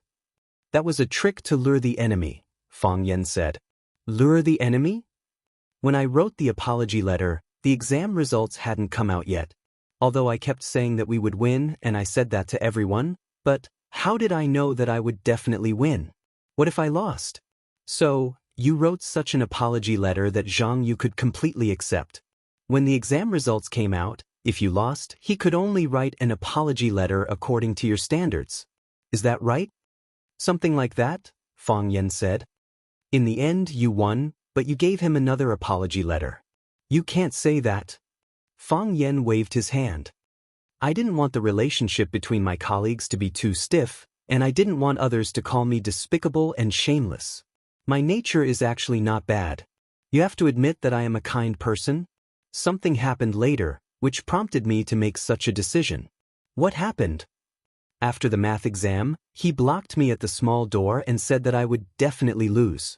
He also said that he would use the cruelest way to humiliate me. I thought about it. I can't lose, Fang Yan explained, feeling wronged. So he's at a disadvantage. Lu Chaoga was silent again. The topic Terminator always had this ability. After he said something, you wouldn't know how to continue. You don't think that I am a vicious person, right? Fang Yan asked cautiously. No, Lu Chaoga said. That's good. Fang Yan was happy again. It was very difficult for me to make such a decision. I hesitated for a long time and wrote 2 notes to draw lots. Finally, I decided to choose this apology letter. Of course, I didn't ask teacher Zhang Yu to report his 3 measurements in the apology letter. This is already a very kind act, right? Because his 3 measurements are really terrible. Fang Yan. Lu Chaoga interrupted Fang Yan's topic. If she let him continue, he would become a national hero. Go ahead. Fang Yan smiled gently and made an inviting gesture. Congratulations. Lu Chaoga said. This is a subversion. In the past, Class 1 has always been Class 1. No class could surpass them. Even in a single subject, it was the same. Fang Yan and Zhang Yu's bet ended with Class 9 winning Class 1. Class 1 and Class 9 had the same number of people. Class 1's average score for a single subject was 117 points, while Class 9's average score was 121 points. Class 9's average score was 4 points higher than Class 1's. Don't look down on these 4 points. In the past, Class 9's results were far ahead of other classes. Even Class 2, which was the closest to Class 1, was a long distance behind them. Not to mention Class 9, which was ranked at the bottom. This time, after the change of the language teacher, Fang Yan carried out a series of new teaching methods to stimulate the students' learning enthusiasm. After this competition, Class 9 actually defeated the King of Champions class. Therefore, it was not an exaggeration for Lu Chaoga to say that this was a subversion. More importantly, not only did Class 9 take home the first place award for the average score of the language subjects, but they also took home the first place for the language subjects, the first place for the mathematics subjects, and the first place for the other subjects. That's right, only the Rosefinch goddess, Xianxia, could have such a heaven-defying performance. Tangqing also performed quite well. His total score and average score were among the top 5 in the school. He was following closely behind Xianxia. The results obtained by Class 9 this time could only be described as dazzling. Through this battle, the sarcasm, doubts, and blows that some of the senior teachers in the school had towards Fang Yan had all vanished into thin air. Fang Yan had become Rosefinch Secondary's true idol and ace teacher.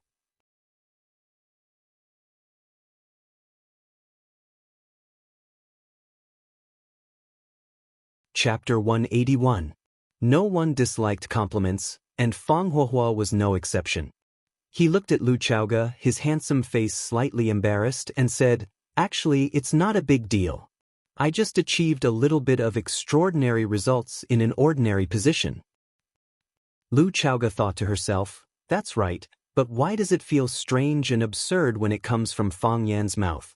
Seeing that Lu Chaoge did not speak, Fang Yan pretended to be indifferent, but very concerned, and asked, "There's only verbal praise from the school leaders, and no physical rewards?" "I'm going to buy rosefinch," Lu Chaoge said. Fang Yan was shocked and said, "You don't have to be so polite, right? Although I've made some contributions to the school, it's something I should do. You don't have to give me the whole rosefinch, do you?" Fang Yan quickly calmed down, thought about it seriously, and said, "Is it because I helped you before? If it's because of that, I'm willing to accept it." Lu Chaoge was now the second largest shareholder of Longtime Group, and she was a super rich person with a net worth of billions. If she bought a school for him because she was grateful for his selfless help and life-saving grace, it was completely understandable. Lu Chaoge looked at Fang Yan calmly and said, "You've already used your results to prove to everyone that this teaching method is excellent and effective. However, if I want to promote it to the whole school, there will still be a lot of resistance. So, I want to buy rosefinch." "I'll be the principal?" "I'll be the principal." "You'll be the principal yourself? Aren't you going to work at Longtime Group? Chairman or general manager or something?" "Yes. I'll continue to stay at Rosefinch." "What about me?" "Rosefinch Senior High School's Class 9 form teacher and language teacher. Class 9 needs you. The practice and consolidation of Fang's scene reenactment teaching method also needs you. We need better results to support my teaching reform. I need you to lead the students of Class 9 to achieve even more outstanding results and create even more dazzling miracles. The higher the position, the greater the responsibility. The greater the responsibility, the higher the official position, right?" Fang Yan decided to bargain with Lu Chaoge. "Rosefinch Secondary's managing vice principal, Class 9's homeroom teacher and language teacher. I think this new position suits me very well." "That's what you think," Lu Chaoge said.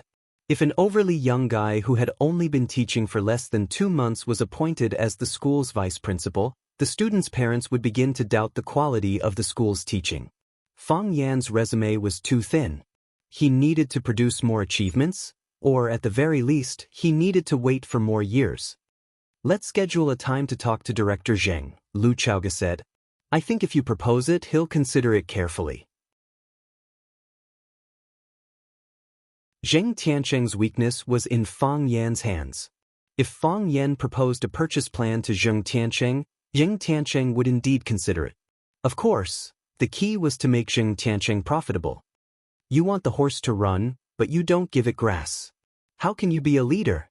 Fang Yan said with a bitter smile. After saying that, he suddenly realized that there seemed to be something wrong with what he said. At this moment, Fang Yan's cell phone rang. He took out his cell phone and looked at the caller ID. It was his grandmother's house number. Fang Yan answered the phone and said with a smile, "Grandmother? Is that you?" His grandmother's doting voice said, "Brat, how do you know it's me? Can't it be your grandfather?" Fang Yan said with a smile, "If grandfather wants to talk to me, he'll call me directly to the study to talk." "You're smart. Fang Yan, come home for lunch today." "Grandmother, this afternoon I may." His grandmother directly interrupted Fang Yan's explanation and said, "Call little Lu. I haven't seen her for a few days, and I really miss her. Is the injury on her leg all right? Little Lu is usually busy with work. You have to take care of her and don't let her fall or hurt herself. You can talk to her directly." Fang Yan handed over the phone and said to Lu Chaoge, "My grandmother wants to talk to you." Lu Chaoge took the phone, and a rare smile appeared on her face. Her voice also became soft and charming. She said, "Grandmother, are you looking for me?" Fang Yan was speechless as he looked at Lu Chaoge, who was chatting with her grandmother in a low voice. He wondered if there was any misunderstanding between them. The negotiation was very successful. Lu Chaoge bought all of Zheng Tiancheng's shares of Rosefinch High School at a premium of 20%. Zheng Tiancheng looked at Fang Yan and said with a sigh, I've seen you twice, and I've lost twice. I, Zheng Tiancheng, have never been so passive in my life. Fang Yan, you're my nemesis. Fang Yan waved his hand with a smile and said, the first time was not Director Zheng's loss, but young Master Zheng's. This time, it's not Director Zheng's loss, but Director Zheng's win. Who would refuse a person who gives them money? Jing Tiancheng laughed and patted Fang Yan's shoulder hard, saying, Rosefinch Secondary is too small. It's really unfair for you to be a teacher. My original promise is still valid. If you're willing to work for me, I'll give you all I promised. No, I'll give you double. If you have any conditions, we can also talk about it in detail. To be honest, Director Zheng's conditions made me very tempted. I've also hesitated countless times about whether to work for Director Zheng. However, I still decided to refuse Director Zheng's invitation and sincerely apologize to you. But I can't bear to part with those children's clear eyes and happy smiling faces, Fang Yan said. After refusing Zheng Tiancheng's invitation on the way back to school, Lu Chaoge couldn't help but ask, are you really refusing Zheng Tiancheng's luxury car, mansion, and high salary because you can't bear to part with those children's happy smiling faces and clear eyes? Not exactly, Fang Yan said. I don't think his female secretary is as good-looking as you. Fang Yan glanced at the rearview mirror and said with a smile, we're being followed. Lu Chaoge's eyes were cold as she asked, who could it be? I also think it's strange, Fang Yan said. Logically speaking, you've already become a major shareholder of Longtime Group. What's done is done, and others have no reason to touch you anymore. Who could it be? Call the police, Lu Chaoge said. Not for the time being. Fang Yan said, aren't you curious about who is hiding in the dark like a rat in a sewer and biting people? Don't take risks. Trust me, Fang Yan said. Fang Yan jerked the steering wheel, and the car rushed in a direction that deviated from the original route. The car behind him didn't hesitate and immediately followed. They're quite open and aboveboard. They're following us in such a high-profile manner. Fang Yan said with a sneer, either they're skilled and bold, or they're a group of idiots. I really hope it's the latter. The car sped all the way through the bustling city, through the remote streets, past the suburban houses, and finally arrived at the edge of the Yantian port. This was an abandoned port. Ever since the construction of the Huaqing port in the east, this place had been deserted. The weather was harsh, and there were no signs of people. The port looked dilapidated. Screech. The black Buick SUV that followed closely behind stopped. Two men in black suits in the car looked around vigilantly, and then their eyes fell on the champagne-colored BMW that was parked in the middle of the square of the port. The windows were transparent, and they couldn't see anyone in the car from where they were. The two men looked at each other, and then they opened the door and got out of the car. They reached into their pockets, took out their pistols, and pulled out the safety bolt. The two men held their guns and carefully surrounded the BMW. The bald man stared up, and the muzzle was pointed at the car door, ready to kill the enemy that rushed out of the car at any time. The man with the crew cut leaned down at a 90-degree angle, and with one hand on the ground, he raised the gun with the other hand and aimed at the chassis of the BMW. He was worried that the target would hide underneath and launch a surprise attack. They attacked from the top and attacked from the bottom, and they cooperated well. There was nothing suspicious in or out of the car. Where was he? The two men were well trained, and they immediately looked around with their backs against each other, ready to find the enemy that might be hiding in the dock's cargo container or somewhere else. Are you looking for me? Fang Yan stood beside them with a smile and asked aloud. Fang Yan didn't go far, and he had been hiding by the side of the BMW. However, he wasn't in the car, nor was he in the bottom of the car. Instead, he used gecko climbing to hang his body on the door on the other side of the BMW. The men in black didn't find any trace of Fang Yan in the car, and thought that Fang Yan was hiding in the junk container not far away. This gave Fang Yan the time and opportunity to quietly approach them. The two men were shocked, and they raised their hands to shoot. Fang Yan wouldn't give them the chance to shoot. He slashed with his hands twice, but only a "kacha" sound could be heard. The two pistols fell to the ground at the same time, and the two men's arm bones were broken at the same time. Fang Yen tiptoed, and a black pistol left the ground and flew back into the air. He picked up the pistol, put the muzzle on the bald man's head, and said with a smile, "Guess if there are any bullets in this gun?" The bald man didn't guess, because he knew better than anyone that there were 6 bullets in the gun. It was full. This was his gun. But Fang Yen slapped the long-haired man next to him in the face. The long-haired man's mouth was bleeding, and there was a purplish-red handprint on his face. He looked at Fang Yen angrily, feeling that he had been slapped in the face for no reason at all. Guess why he didn't guess? Fang Yen asked.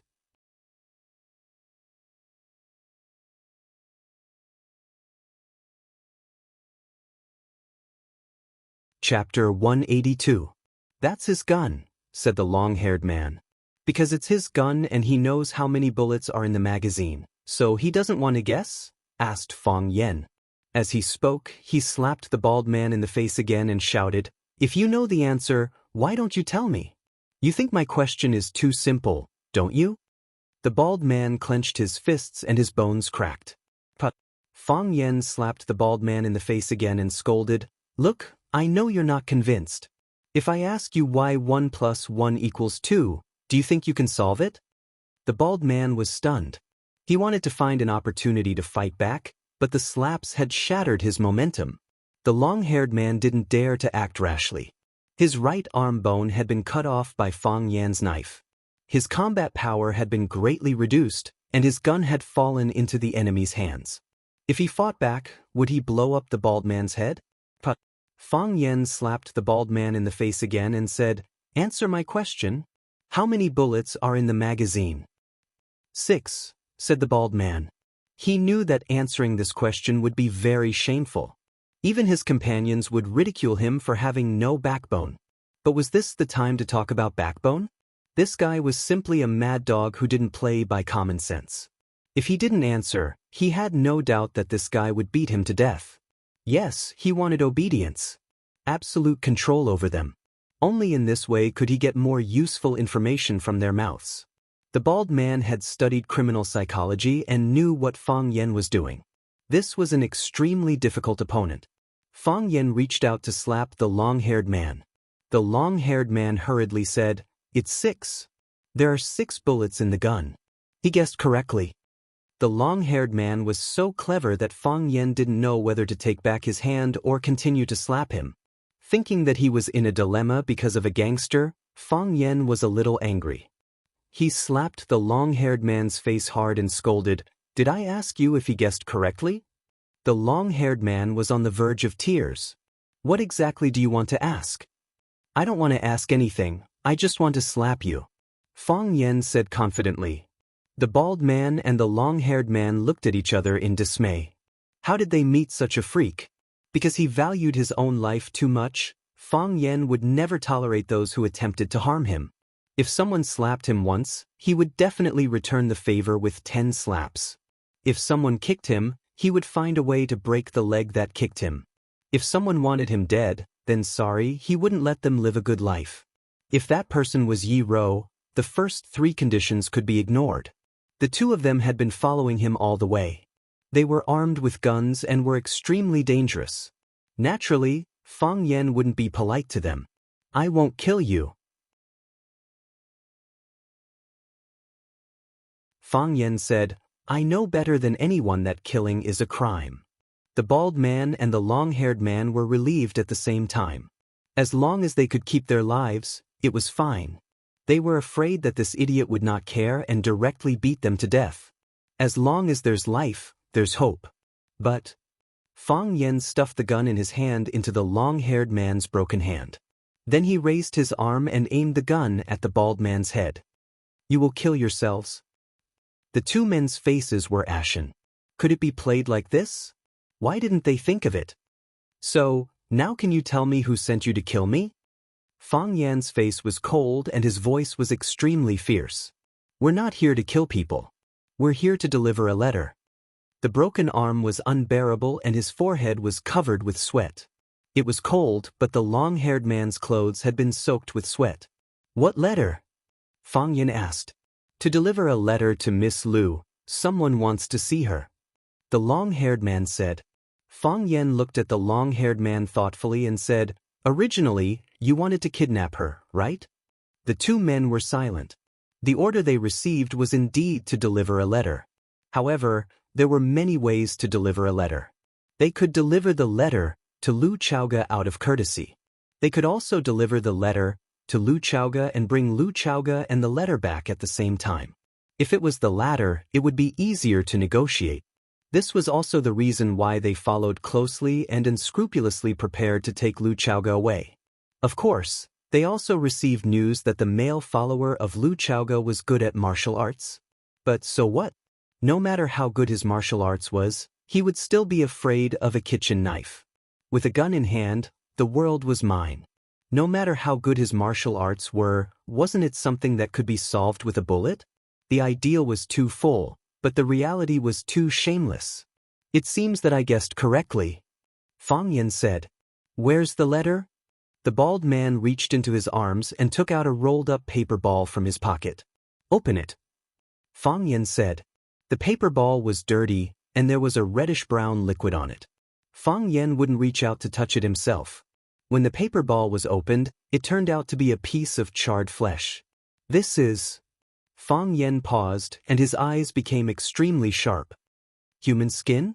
Because there was blood on it, it was likely to be a piece of flesh cut from a living person. What kind of person could actually do such a thing that was worse than a beast? Lu Chaoga came out from hiding. She had been hiding in an abandoned container not far away. As soon as the car stopped, Fang Yan drove her out and asked her to immediately find a place to hide. Then he magically disappeared from her field of vision. When Lu Chaoga saw the piece of flesh wrapped in white paper, her expression changed greatly, and she asked anxiously, "Where is she?" The criminal used this piece of flesh to invite Lu Chaoga, which proved that the person had a close relationship with Lu Chaoga. But what kind of person was it? Fang Yan was full of doubts. Come with us. Someone wants to see you, the bald man said. Fang Yan slapped the bald man's face and scolded, You think we'll go just because you say so? A captive should have the awareness of a captive. Fang Yan didn't like the bald man's tone and way of speaking to Lu Chaoga. It was too aggressive. I'll go with you, Lu Chaoga said straightforwardly. The bald man glanced at Fang Yan and didn't dare to speak rashly. But Fang Yan slapped the bald man's face again and scolded, Didn't you hear what my friend said? She said she wanted to go with you. What do you mean by not saying a word? Lu Chaoga looked at Fang Yan and said, You go back. This matter has nothing to do with you. Fang Yan shook his head and said, Can I go at this time? These people are vicious and cunning, and they can do anything. If I don't go with you, I'm afraid you won't have any chance of winning the negotiation. Don't worry, no matter what happens, I'll stand by your side. Fang Yan's worries weren't unreasonable. If they really wanted to negotiate with Lu Chaoga, a phone call or a text message would be enough to inform her. They were giving her flesh and kidnapping her. It didn't look like they were going to negotiate. Now, someone very important to Lu Chaoga had been taken hostage by them. If they captured Lu Chaoga, would there still be a need to negotiate? The other party could directly decide the outcome. Lu Chaoga looked hesitant, and finally nodded and said, Thank you. Fang Yan smiled and didn't speak. Lu Chaoga drove, and Fang Yan sat in the back, accompanying and supervising the bald man and the long-haired man, who tried to kidnap her but were kidnapped by Fang Yan. To Fang Yan's surprise, without the help of the bandits, Lu Chaoga drove her BMW to an old neighborhood. The car stopped in front of the villa, and Lu Chaoga pushed the door open and ran to knock. No one answered, and the villa's yard was strangely quiet. Lu Chaoga knocked again, and the door of the living room opened. The mute nanny ran to open the door with a frightened expression. She saw Lu Chaoga and desperately gestured to her not to go in. It was dangerous inside. Lu Chaoga nodded, but still stubbornly walked past her. Fang Yan drove the bald man and the long-haired man out of the car like ducks, and took them to the villa's yard. Are all your men up there? Fang Yan asked. Yes, the bald man replied, and there was a flash of fierceness in his eyes. Their men were all up there, and Fang Yan would soon get the retribution he deserved. How many of you are there? The bald man didn't answer. 10? Or more than 10? Fang Yan looked at the long-haired man and asked, Do they all have guns? No, the long-haired man replied. Fang Yan narrowed his eyes and smiled. It's not a good habit to lie. He kicked the bald man's calf in the knee, and with a crisp crack, the bald man's calf was broken by Fang Yan's kick. The bald man screamed, lost his balance, and fell to the ground. The long-haired man turned to escape, but Fang Yan had already grabbed his neck. Without waiting for him to react, he had already stretched out his hand and broken the bones in his other arm. The long-haired man fell to the ground and screamed. Fang Yan walked over and stepped on his ankle. With a light tap of his toes, the bones in his foot were broken by Fang Yan. Both the bald man and the long-haired man had completely lost the ability to fight. Hearing the sound behind them, Lu Chaoga and the mute nanny turned to look at the same time. Fang Yan smiled and said embarrassedly, I'm going to lighten the load first. There are many people inside. I'm afraid I can't beat them.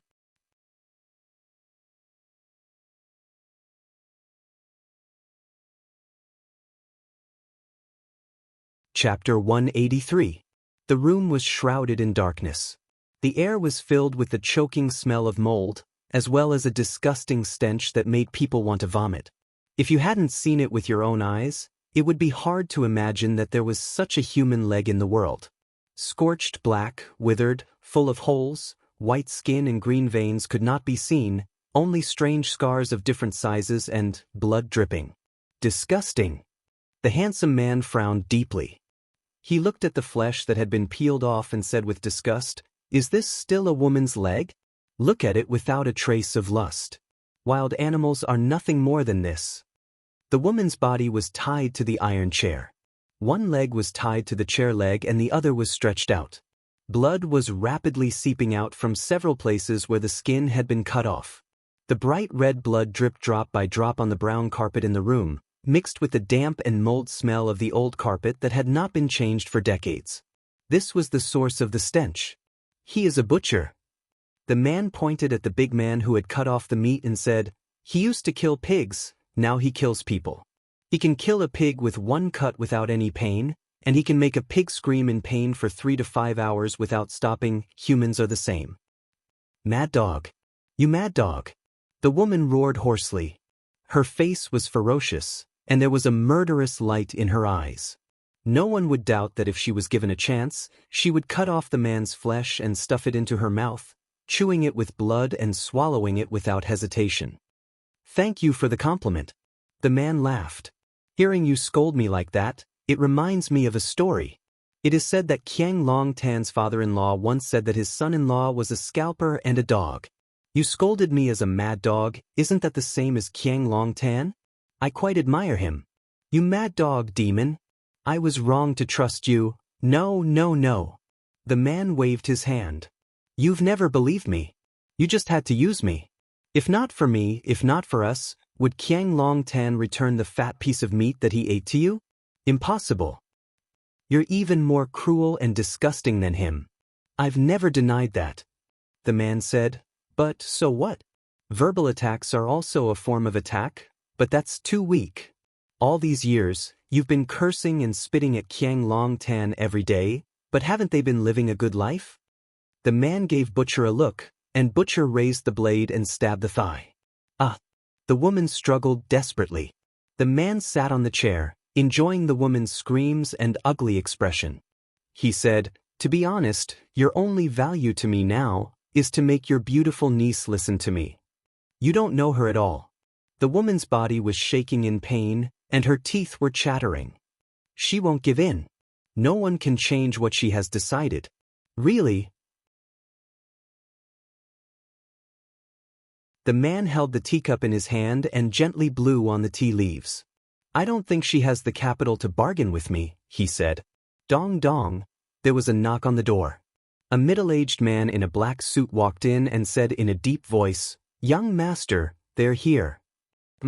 Baldy and Ruler are lying in the yard injured. Huh? How exciting. The man laughed. Then let's invite our young Miss Lu and her personal guardian angel in.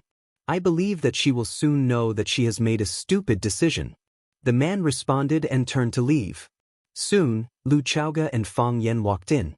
Although the room was dim, Lu Chaoga could still see her aunt tied to the chair. She stood at the door of the study and said in a cold and resolute tone, "I know what you want. If anything happens to her, I'd rather destroy that thing than give it to you." TSK, this is not the negotiation quality that an excellent heir should have. The man sitting on the sofa turned around and smiled at Lu Xiaoga, who had a fierce look in his eyes. The first reaction of Fang Yan when he walked into the room was to hold his breath because of the stench of blood on the ground. Then his eyes were attracted by the horribly injured woman on the chair. When he saw the handsome man who had turned around, he almost stopped breathing for a moment. It was like a thunderbolt in his head. He was shaken to the point that he was about to fall and woke up instantly. "It's you." Fang Yan looked at the man in surprise and said. The man looked at Fang Yan and said, "Mr. Fang, we meet again." Fang Yan looked at the handsome man and looked at the woman sitting on the chair whose head was burned. Finally, his eyes stopped on Lu Chaoga's face and murmured, "I understand. I understand everything." When he said this, he felt as if his chest was stabbed by a knife. He didn't have time to defend and didn't know how to dodge. He just took the knife. He let the cold blade pierce into his flesh and the deepest part of his bones. Agitated, the pain penetrated his heart. Lu Chaoga's face was pale, but she insisted on not turning around and making eye contact with Fang Yan. She was running away. "Do you feel like you've been betrayed? Do you feel like you're a failure? That you've been a pitiful chess piece from beginning to end?" The man laughed and said, "The woman you trusted the most, the woman you gave everything for, the woman you saved her life? To her, you're just a qualified bodyguard, a pretty good fighter, and a clown who's not trusted but is indispensable. Ha, Mr. Fang, you must be feeling terrible right now, right?" "Wushu," Lu Chaoga said through gritted teeth. "This is between us. It has nothing to do with him." Yes, this handsome man was Lu Shu, one of Huaqing's four beauties. Lu Shu was known as Huaqing's lover and Jiang Zhuliu's good friend. Back then, Lu Chaoga's aunt, Wang Lin, crawled out of a burning car and was saved by the Lu family. They healed her severely injured body, provided her with a place to hide, and provided her with many resources and bombs to take revenge on the Jiang father and son. Because of the Lu family's help, Wang Lin survived. Also because of them adding fuel to the fire, the Jiang father and son were forced into a desperate situation and had to cut off one of their arms to protect themselves.